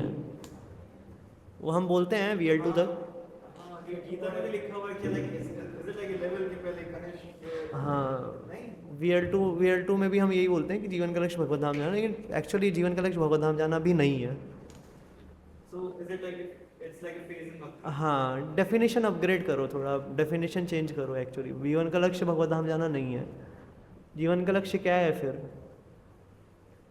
आप लेट आए ना, इसलिए आपको बोला मैंने, तो आप, क्योंकि शुरुआत में हमने ये चीज़ डिस्कस करी थी। तो जीवन का लक्ष्य इसलिए क्या है? भक्तों का एसोसिएशन करना। भगवत धाम तो चले ही जाएंगे, भगवत धाम तो हम चले ही जाएंगे। भक्तों, और इससे ऊपर का लेवल आता है उत्तम अधिकारी का लेवल। वो आगे जब कभी आप BSS के बाद जब आप ब्रह्मचारी ज्वाइन कर जाओगे तब वो तीसरी डेफिनेशन बताऊंगा। हाँ, वो तीसरी डेफिनेशन है। उसके बाद भी हाँ है ना, लेकिन वो अभी मैं नहीं बताऊंगा, अच्छा, उसका नाम नहीं पता चला। वो अभी नहीं पता चलेगा। जब आप ज्वाइन करोगे, मान लो अगर ज्वाइन किए तो बताऊंगा। वो तीसरी लग नहीं तो कंफ्यूज हो जाएगा। अधिकारी के बाद भी है। नहीं, उत्तम अधिकारी के बाद नहीं। This is last one. हाँ, उत्तम अधिकारी लास्ट। नहीं मैं ये नहीं, मैं मतलब नहीं पता करना चाहता, मैं बस पता करना चाहता कि इसके बाद भी है क्या कुछ और? नहीं, उत्तम अधिकारी के बाद कुछ नहीं, उत्तम अधिकारी लास्ट है। तो जी इनका भाव कौन सा है? जैसे कंट्री में कौन सा नाम आता है? दास्य भाव, सेवा भाव, भाव होते हैं, इसमें क्या है? नहीं, भाव तो सब में ही सही है। मतलब ऐसा नहीं कोई व्यक्ति मध्यम अधिकारी है तो जो है साख्य भाव में या दास्य भाव में स्थित नहीं हो सकता, और सब जगह रहेगा। पर ये होता है कि डिफरेंस क्या होता है कि कनिष्ठ अधिकारी जो है भगवान को ही सब कुछ मानता है। मध्यम अधिकारी बोलते हैं नहीं, भगवान तो है ही, लेकिन भगवान से ज़्यादा इम्पॉर्टेंट है भगवान से रिलेटेड चीज़ें, और भगवान से रिलेटेड जो भक्त है ना, वो सबसे ज़्यादा इम्पॉर्टेंट है। भक्तों को ज़्यादा प्रायोरिटी दे देता है वो। ये मध्यम अधिकारी का लक्षण है। भगवान को भी देगा, भक्तों को देगा। तो भगवान की वर्शिप करेगा मध्यम अधिकारी। चार चीज़ें। मध्यम अधिकारी का क्या लक्षण है? मध्यम अधिकारी भगवान की वर्शिप करेगा, भगवान की सेवा करेगा, वैष्णवों का संग करेगा, एसोसिएट विद द वैष्णवास। जो इग्नोरेंट हैं, जो नहीं जानते कि भक्ति क्या है, उन लोगों को प्रचार करेगा कि भक्ति क्या है, देखो समझो, आप कौन हो, मैं कौन हूँ, भगवान कौन है, हमारा रिलेशन क्या है भगवान के साथ, कैसे उस रिलेशन को है ना रिवाइव किया जा सकता है। तो इस पे प्रचार। जो इग्नोरेंट है, जो नहीं जानते, इनोसेंट लोग हैं, उन लोगों को प्रचार करेगा, इनोसेंट लोगों को। और जो एनवियस हैं उनसे दूर रहेगा। जो भगवान के प्रति एनवियस हैं या भक्तों के प्रति एनवियस हैं, उन लोगों से दूर रहेगा। उनको पता है कि इन लोगों से हाँ, वो पहचान जाता है, मध्यम अधिकारी पहचान जाता है कि ये व्यक्ति भगवान से ईर्ष्या करता है एग्जांपल मतलब या ये भगवान के। Krishna was just a human being. हाँ, वो बोलेगा कृष्ण भी तो इंसान ही है, या ऐसे बोलेगा कि अरे ये प्रभु जी इतने भी सीनियर थोड़ी ना है, मतलब ठीक है ये टेम्पल प्रेसिडेंट हैं तो ठीक है, मतलब पता नहीं, तो लगता तो नहीं है कि इतना एडवांस है ये। मतलब ठीक है ये हैं, मतलब ठीक है असिस्टेंट डायरेक्टर होंगे या होंगे कहीं पे एरिया लीडर होंगे, चलो फैसिलिटेटर होंगे कहीं के, मतलब ठीक है, मतलब लगता तो नहीं है इतना एडवांस है। मतलब एनवियस व्यक्ति का ये स्वभाव होता है ये। तो जो एनवियस पर्सन है वो भी एक तरह से अंधकार नहीं है। हाँ, तो ऐसे व्यक्ति से दूर रहेगा वो। पर हमें तो आपको पता है कि अंधकार व्यक्ति को उसमें लाना है उतारने। हाँ तो ये भी एक तरह से अंधकार व्यक्ति है, बट हमें उसे एक लिमिट तक करना है। हाँ, एक लिमिट तक करने के बाद भी आपको समझ में आएगा कि आप कर नहीं पाओगे। एनवियस व्यक्ति के साथ ये प्रॉब्लम है। हीट क्या होता है? वो अपने विचार को ही मानेंगे, मतलब हाँ, वो अपने विचार को ही मानेगा। एनवियस व्यक्ति फेनेटिक होगा। वो उसको सुधारने का एक ही तरीका होता है, जब माया की लात पड़ती है तो एक चांस होता है कि वो सुधर जाए, लेकिन बहुत सारे लोग ऐसे भी होते हैं जो माया की लात खाने के बाद भी नहीं सुधरते, या कुछ और किसी और वैष्णव को संग मिल गया, उसका हृदय परिवर्तन हो गया उसको देख के, तो एक अलग चीज़ होती है। पर बहुत रेयर होता है ऐसा। मतलब एनवियस लोगों का इलाज जल्दी नहीं हो पाता जब तक वो खुद नहीं चाहते। एनवियस लोगों को आप खुद से ट्रांसफॉर्म नहीं कर सकते, वो जब तक खुद नहीं चाहेंगे तब तक वो ट्रांसफॉर्म नहीं हो सकते। इनोसेंट लोगों के साथ अच्छा है। इनोसेंट लोग क्या हैं कि आप उनको बोलो कि देखो प्रभु ऐसे माला करते हैं, आप क्लास में आ जाओगे, बोलेंगे हाँ हम आ जाएंगे, वो क्लास में आ भी जाएंगे। जो एनवियस लोग होंगे आप उनको कितना ही बोलते रहो, फॉलो अप करते रहो, वो क्लास में नहीं आएंगे। देखो SPS में देखो कितने लोग हैं, है ही नहीं SPS में लोग। मतलब ऐसा नहीं मैं कह रहा हूँ कि NVS लोग हैं, मतलब कहने का मतलब कि मतलब कुछ होता है ना कि कुछ लोग, हाँ ठीक है, मतलब माला करो, कुछ लोग ढीठ होते हैं, ये तो फिर भी चलो SPS में लोग, लेकिन बहुत सारे और बाहर के जो लोग हैं सब NVS ही तो हैं, ये तो चलो फिर भी ठीक है। ये हो सकता है किसी का कुछ एंगेजमेंट हो नहीं आ पा रहे।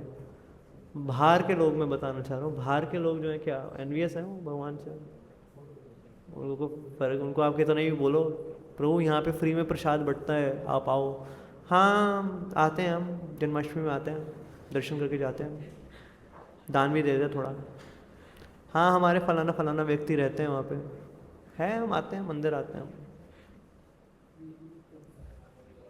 तो क्या कर लो यार कुछ, ठीक है हरे कृष्ण। कोई लोग होते हैं, हम जाते हैं डेटा कलेक्शन के लिए तो बोलते हैं हाँ सब कुछ तो ठीक है, पर क्या है कि मैं अपना डिटेल्स दे नहीं सकता, पर मैं आऊँगा, मैं ट्राई करूँगा मैं आने का, तो मतलब समझ जाना चाहिए, आप उसको सामने कल्टीवेट नहीं कर सकते, जब तक उसके अंदर खुद इच्छा नहीं आएगी तब तक आप कल्टीवेट नहीं कर सकते उसको, तो ऐसे होता है। तो ऐसे ये मध्यम अधिकारी का, तो ये मध्यम अधिकारी की डेफिनेशन क्या है, मध्यम अधिकारी के लिए गोल क्या होता है,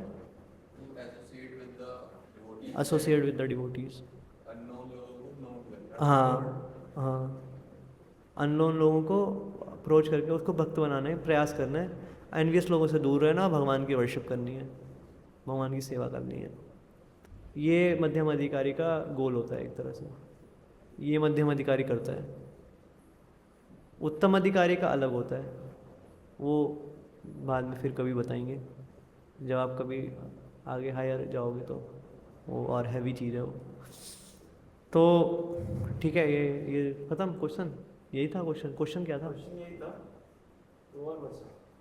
अच्छा, तो आप चले जाओ, बाकी सब अभी हम आप अलग से पूछ लेना, बेचारे सब परेशान हो जाएंगे, बहुत टॉर्चर हो गया, 2 बज गया।